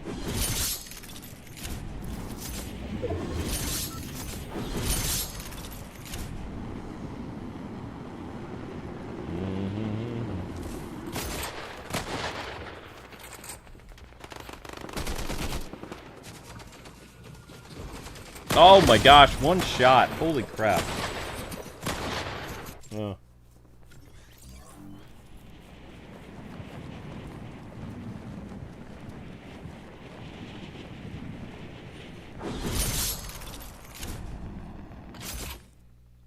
Peter is currently with Black Cat. Again? 616 Peter?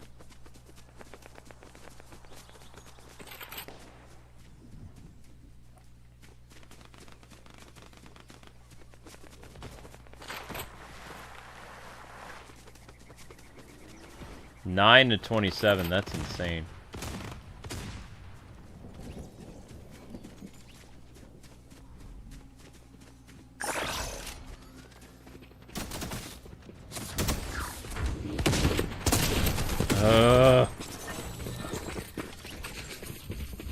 Yeah, we're getting smoked this one.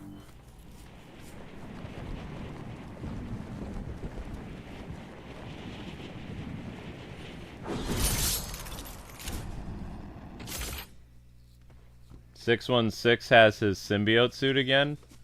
Interesting.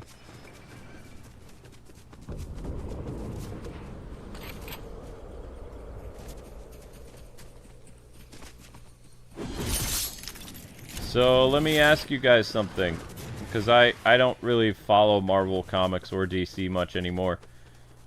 Is Marvel Comics becoming less woke trash and actually good writing again, or is it still pretty bad? Like, are they getting better? Are they kind of going back to normalcy and they're focusing on good stories again, or are they just like a mixed bag?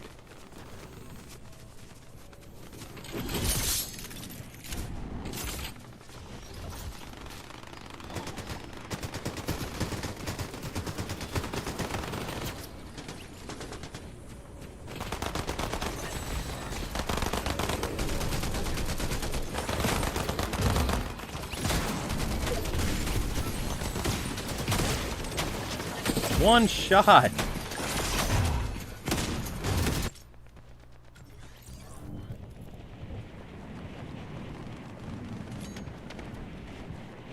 It's still the same?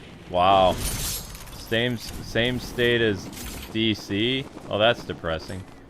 Yeah, but the Ultimate Spider-Man books, the new ones haven't been too bad. The one with MJ and Peter. Those have been pretty good.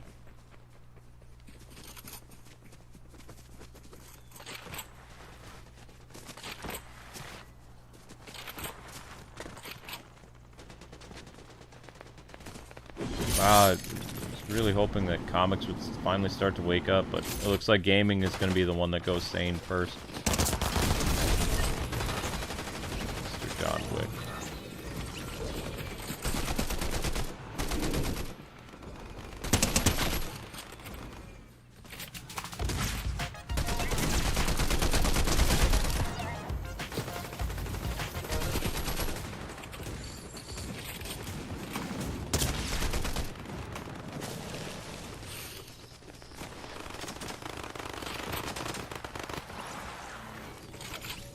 $44 to $70.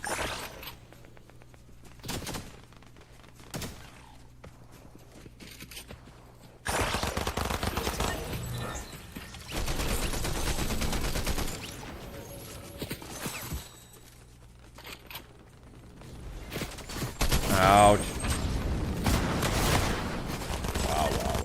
Wow. This is a slaughter.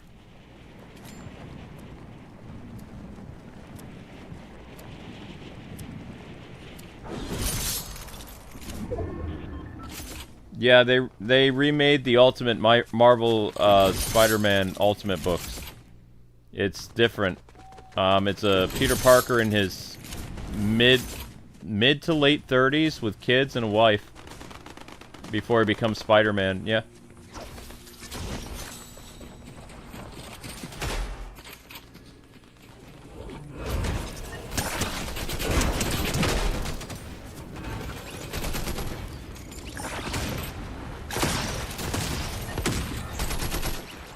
Great, I'm out.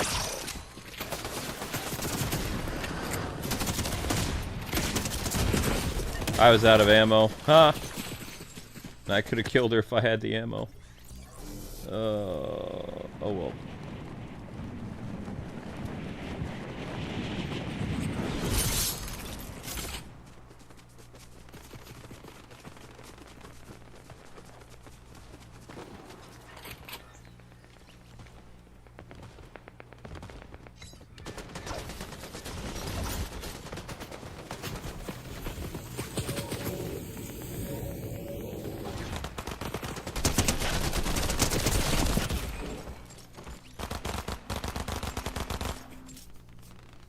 113.70. Holy cow. Yeah, I really don't want to play against these people anymore tonight. I really, really don't.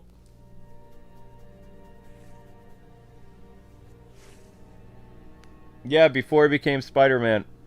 He becomes Spider-Man later in his life. He's still the same Spider-Man you love. He's just older, more grounded. He has a family, and he's not, you know. People are worried that introducing Black Cat is gonna, you know, foil Spider-Man and MJ's marriage, but I don't think so. I think those characters are written really well, that they'll be fine. I don't think Peter's gonna cheat on Mary Jane in the Ultimate Universe. I don't think so.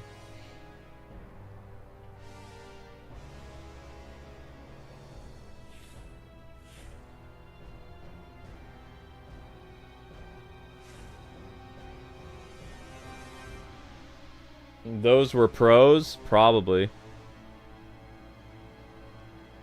No, I don't think comic books will ever go back to normal, but gaming is.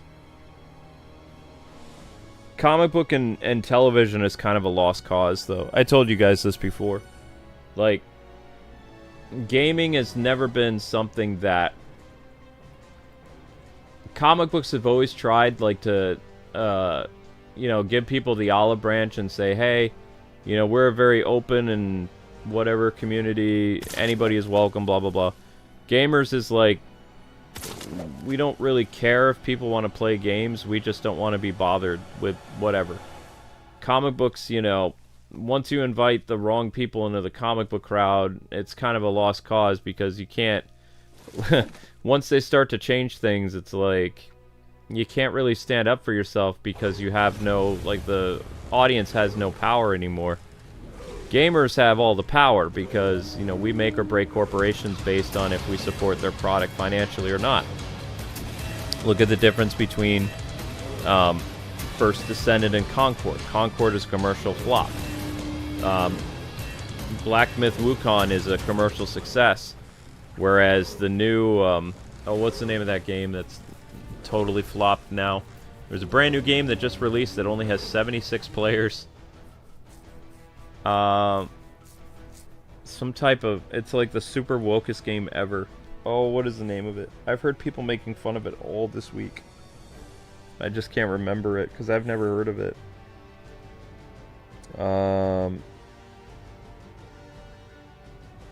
It's some type of, like... it's super divisive, the game. I can't remember the name of it.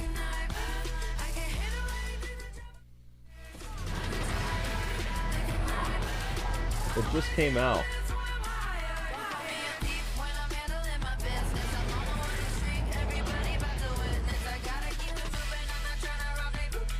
Well, it's not that gaming is too powerful. You have to remember that gamers just want to be left alone.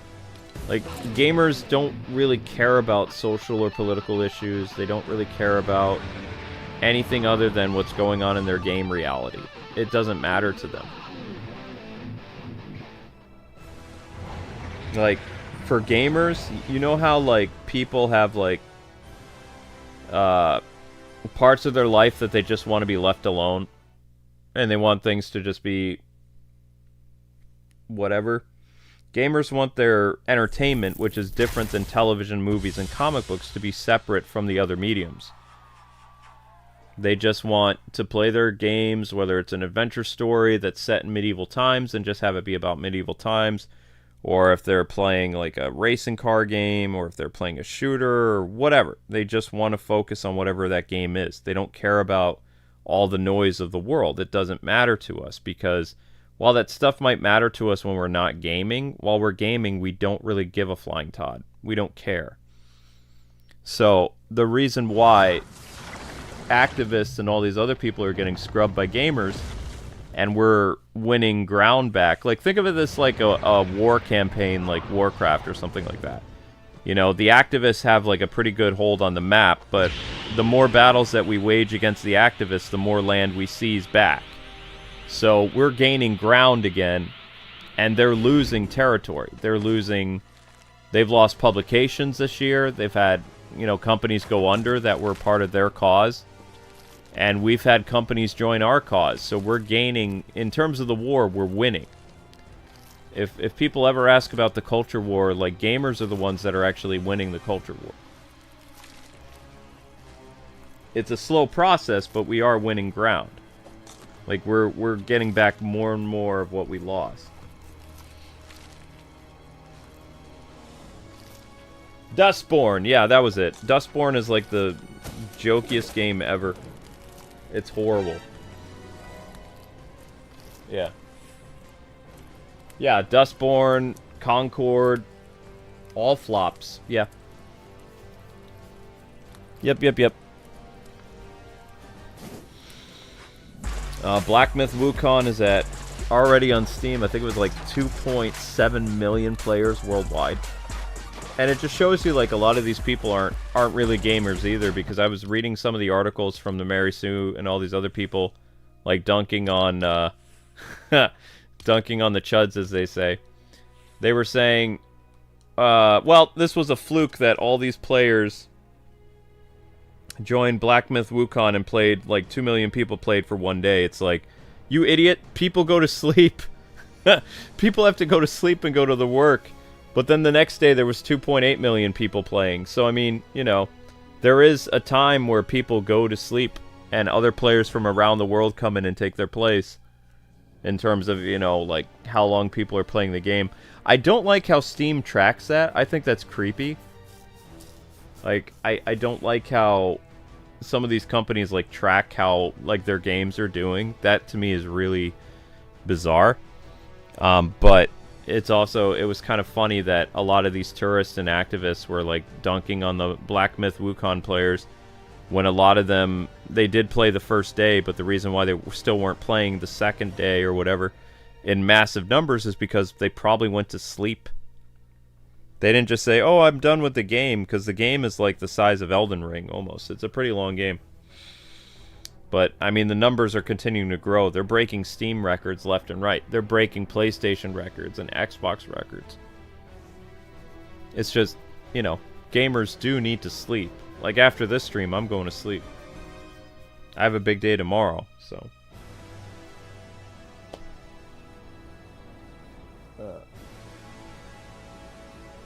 Yeah, that game has the stupidest dialogue ever. I know. Dustborn, yeah. Yep.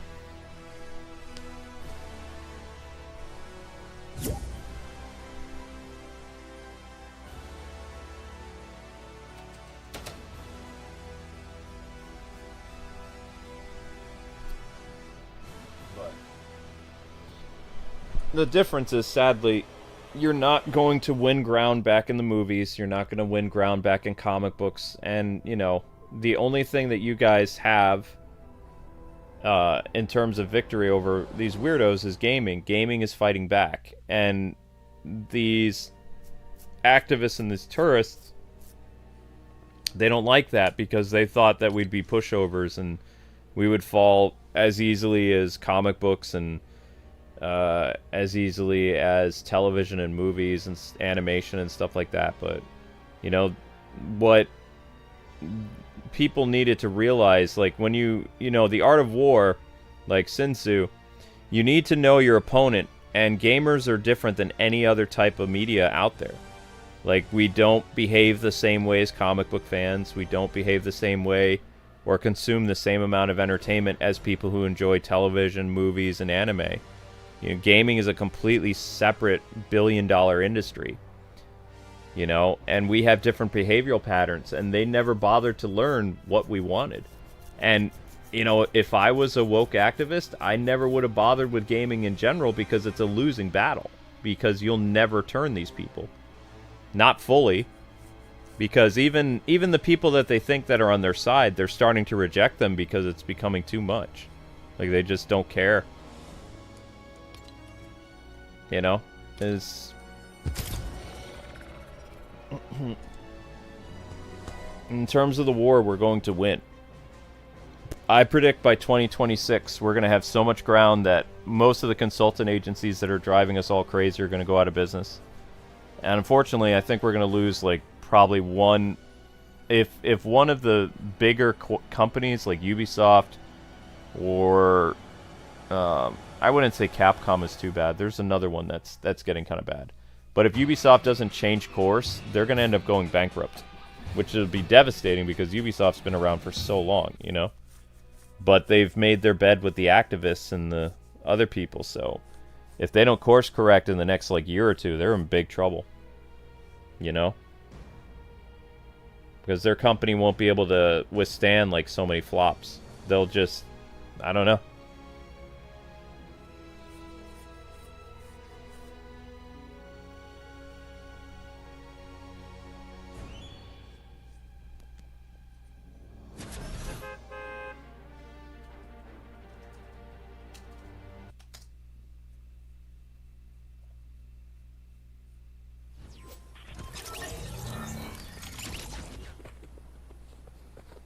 Yeah, no, somebody sent me a friend invite. I don't really accept friend invites in Fortnite though.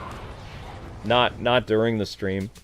I have so many invites on Fortnite that it's like it's crazy.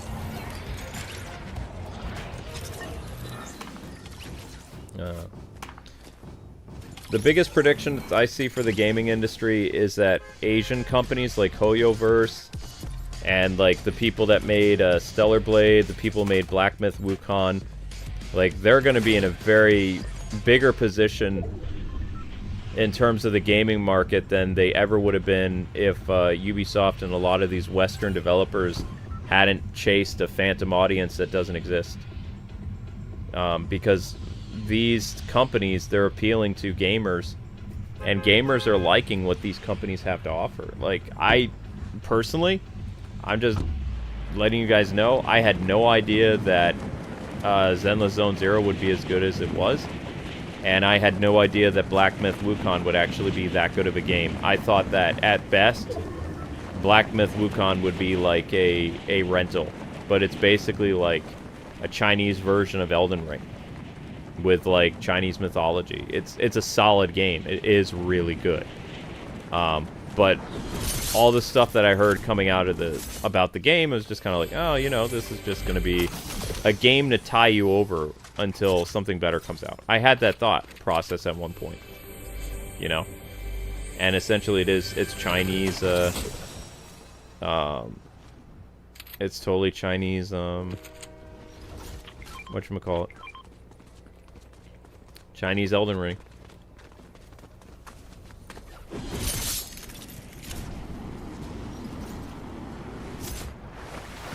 But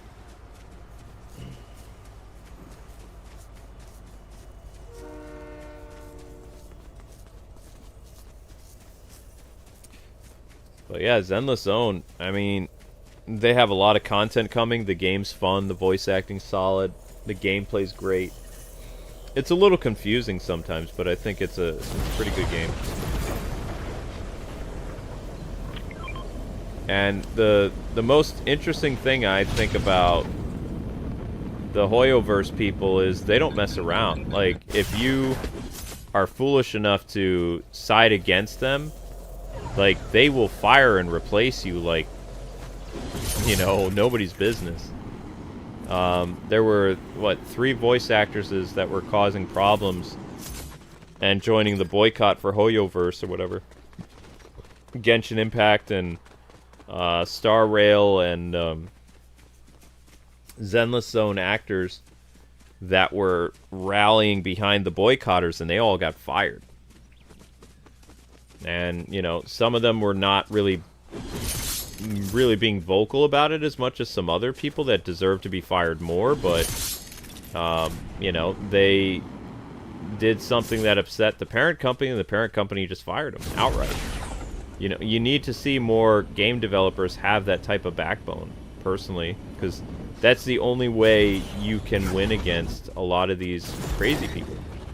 Because you have to stand firm with your convictions and your beliefs.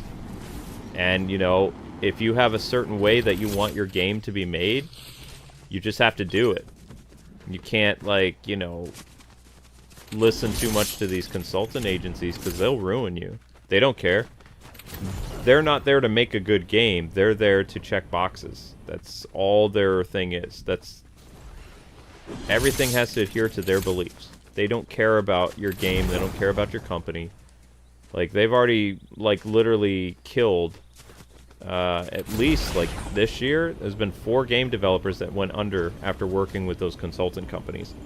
And they were in actually decent position before that happened.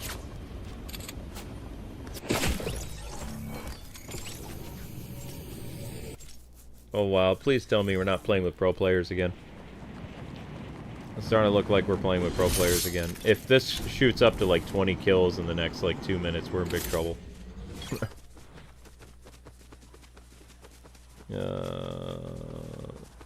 So far it's 4-0.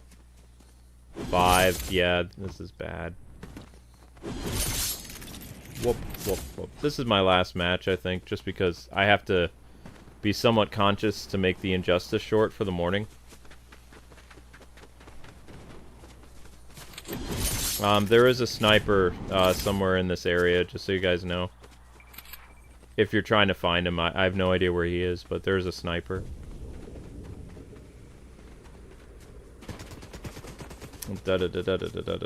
As long as you guys can get up to like 4 kills before they get to like 20 or something like that, they shouldn't like outpace you. But if they get up to like 9, 10, 20 with like 3 people or something like that, that's bad. Shoot. Yep, 12-3.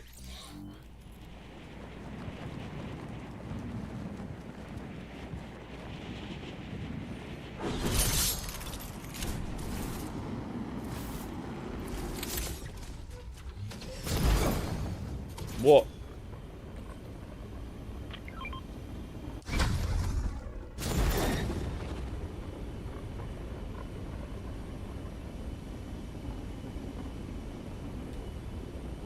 I don't even know how to get down.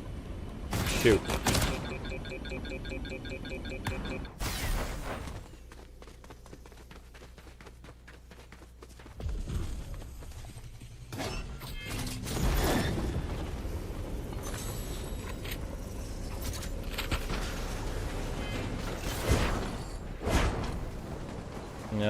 I don't think having the shield is really going to help much. But yeah, if you guys want to go weapons free and go after these guys, feel free. Because this is the last match of the night, so don't let me hold you back. I got no juice left in me.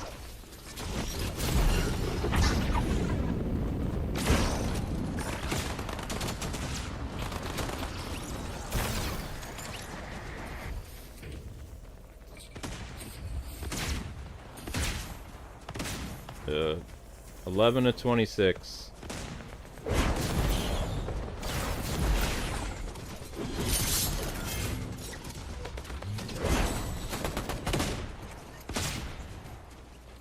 Da da da da da da.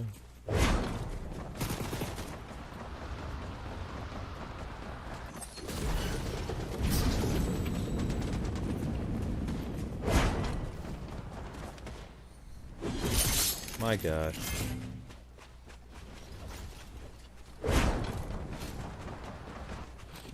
The players that has the fastest lead.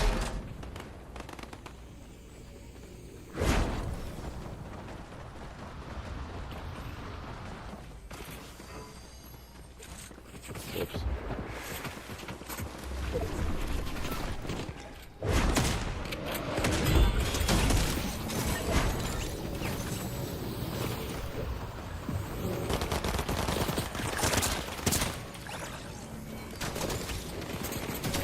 Oh my gosh. 16-41. Yeah, it's frickin' pros. Well, at least it's the last match, so whatever happens, happens. But it's not even going to be remotely close. That sucks. Oh well.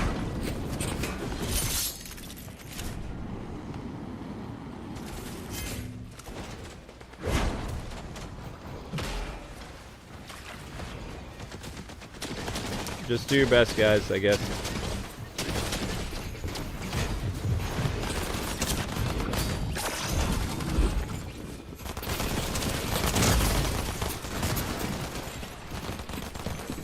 Feels like this is the same people we've been playing all night, though.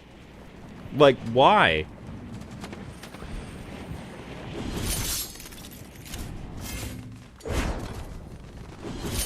It feels like the exact same people.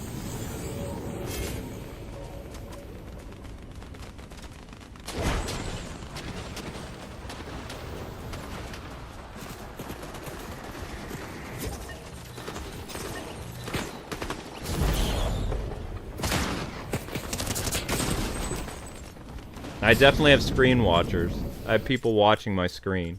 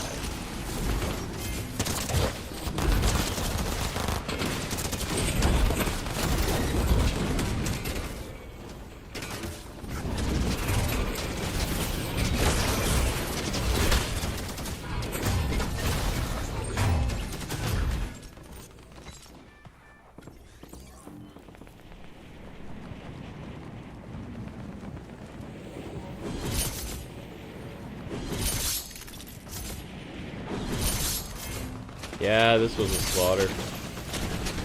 Well, you guys did okay. Not much you could do against this team.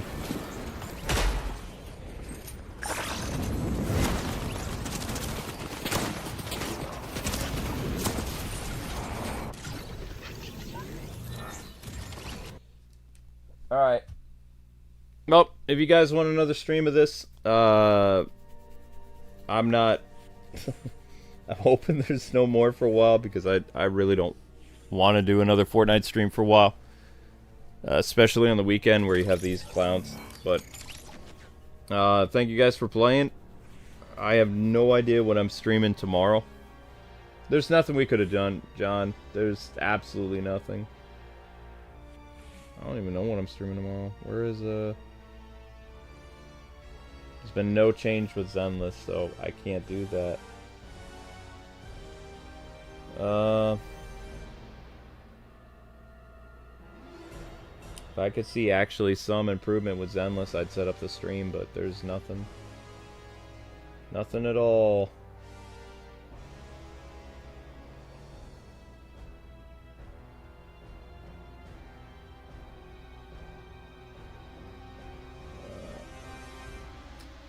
Oh yeah, they're 100% stream snipers. 100%.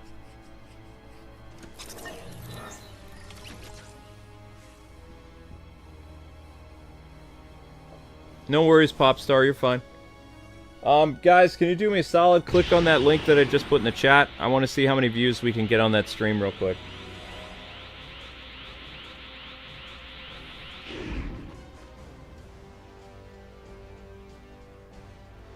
Oh, once they got to 20 kills and we had like 3, yeah, there's nothing you could do. It's over. There's nothing you can do. No way.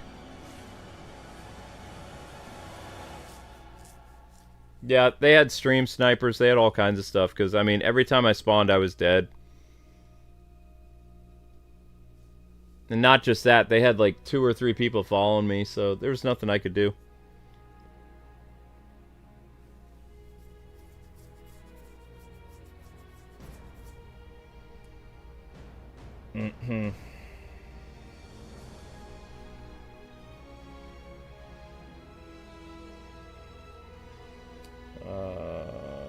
1 in the morning.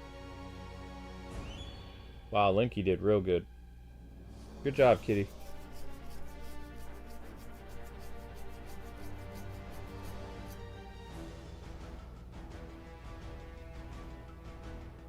Good job, little Linky.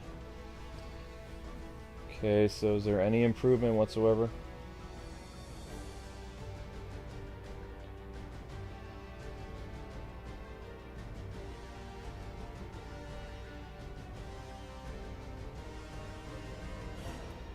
Is there anything that is out right now other than Multiverses? Multiverses got 1,000 views.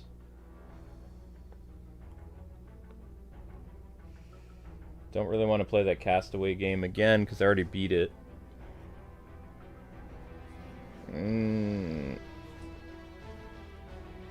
I guess I just have to set up a multiverse stream.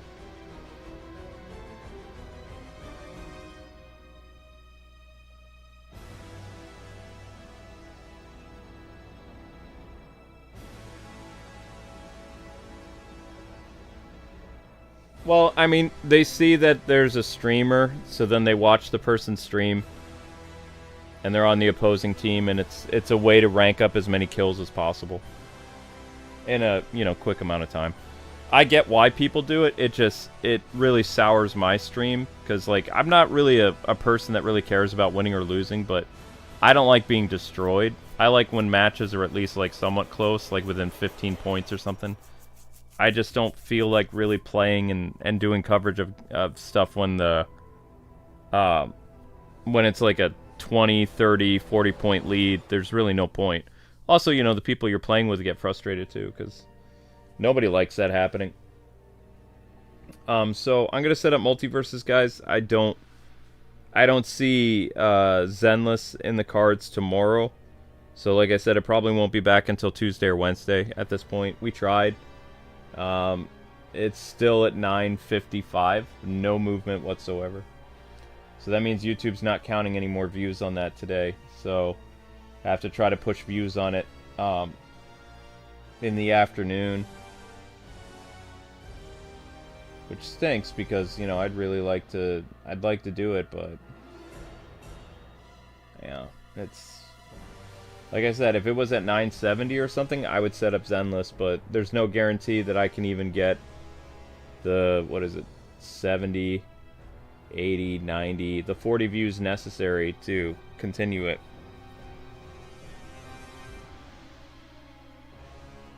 I can try, you know what, because I'm tired, I'm going to set up the Zenless stream, and I'll have a link to where it is, like where the previous episode is.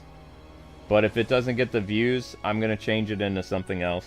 Like, if Zenless doesn't get 1,000 views by tomorrow, like by noon, I'm going to turn it into something else. Like, I'll turn it into a different stream. I'll sleep on it. Because I already have a thumbnail ready, so I'm just going to do that. It's not a guarantee you're getting Zenless, mind you, but since I already have all the art done, I'm just going to set it up.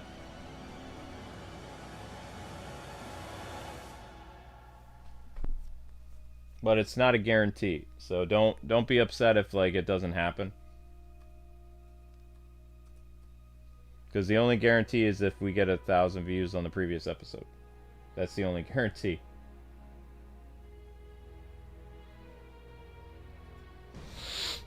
Alright, so I'm going here.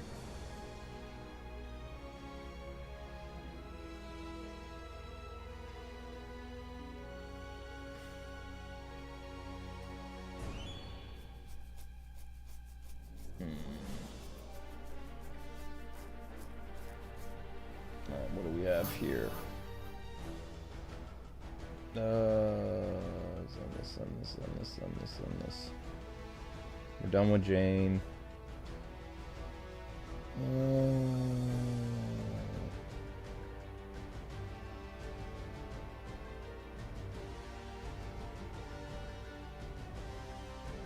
Okay.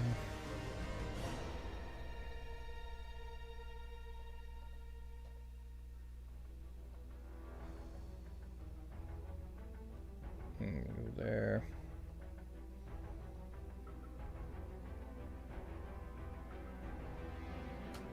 Okay.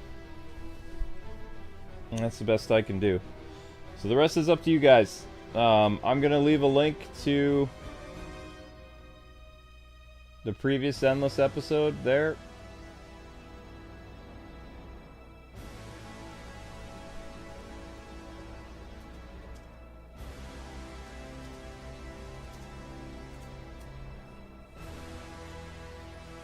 And who knows, maybe there'll be a miracle, but we need 40 views. So, alright people, it's looking like you'll probably get another Fortnite stream, but I really don't feel like doing another one tomorrow. Like, today was just, looking back, like, we got washed. It wasn't even close. So that's never fun, but, thanks for watching, everybody. You'll be redirected to the Zenless stream. And I put the previous episode of Zenless 0 there, episode 34. So episode 35 is up. It will probably change to something else, but there we go. Thanks for watching the Iron Spider armor, and we're close to unlocking the diamond version of Emma Frost. All right, later, people.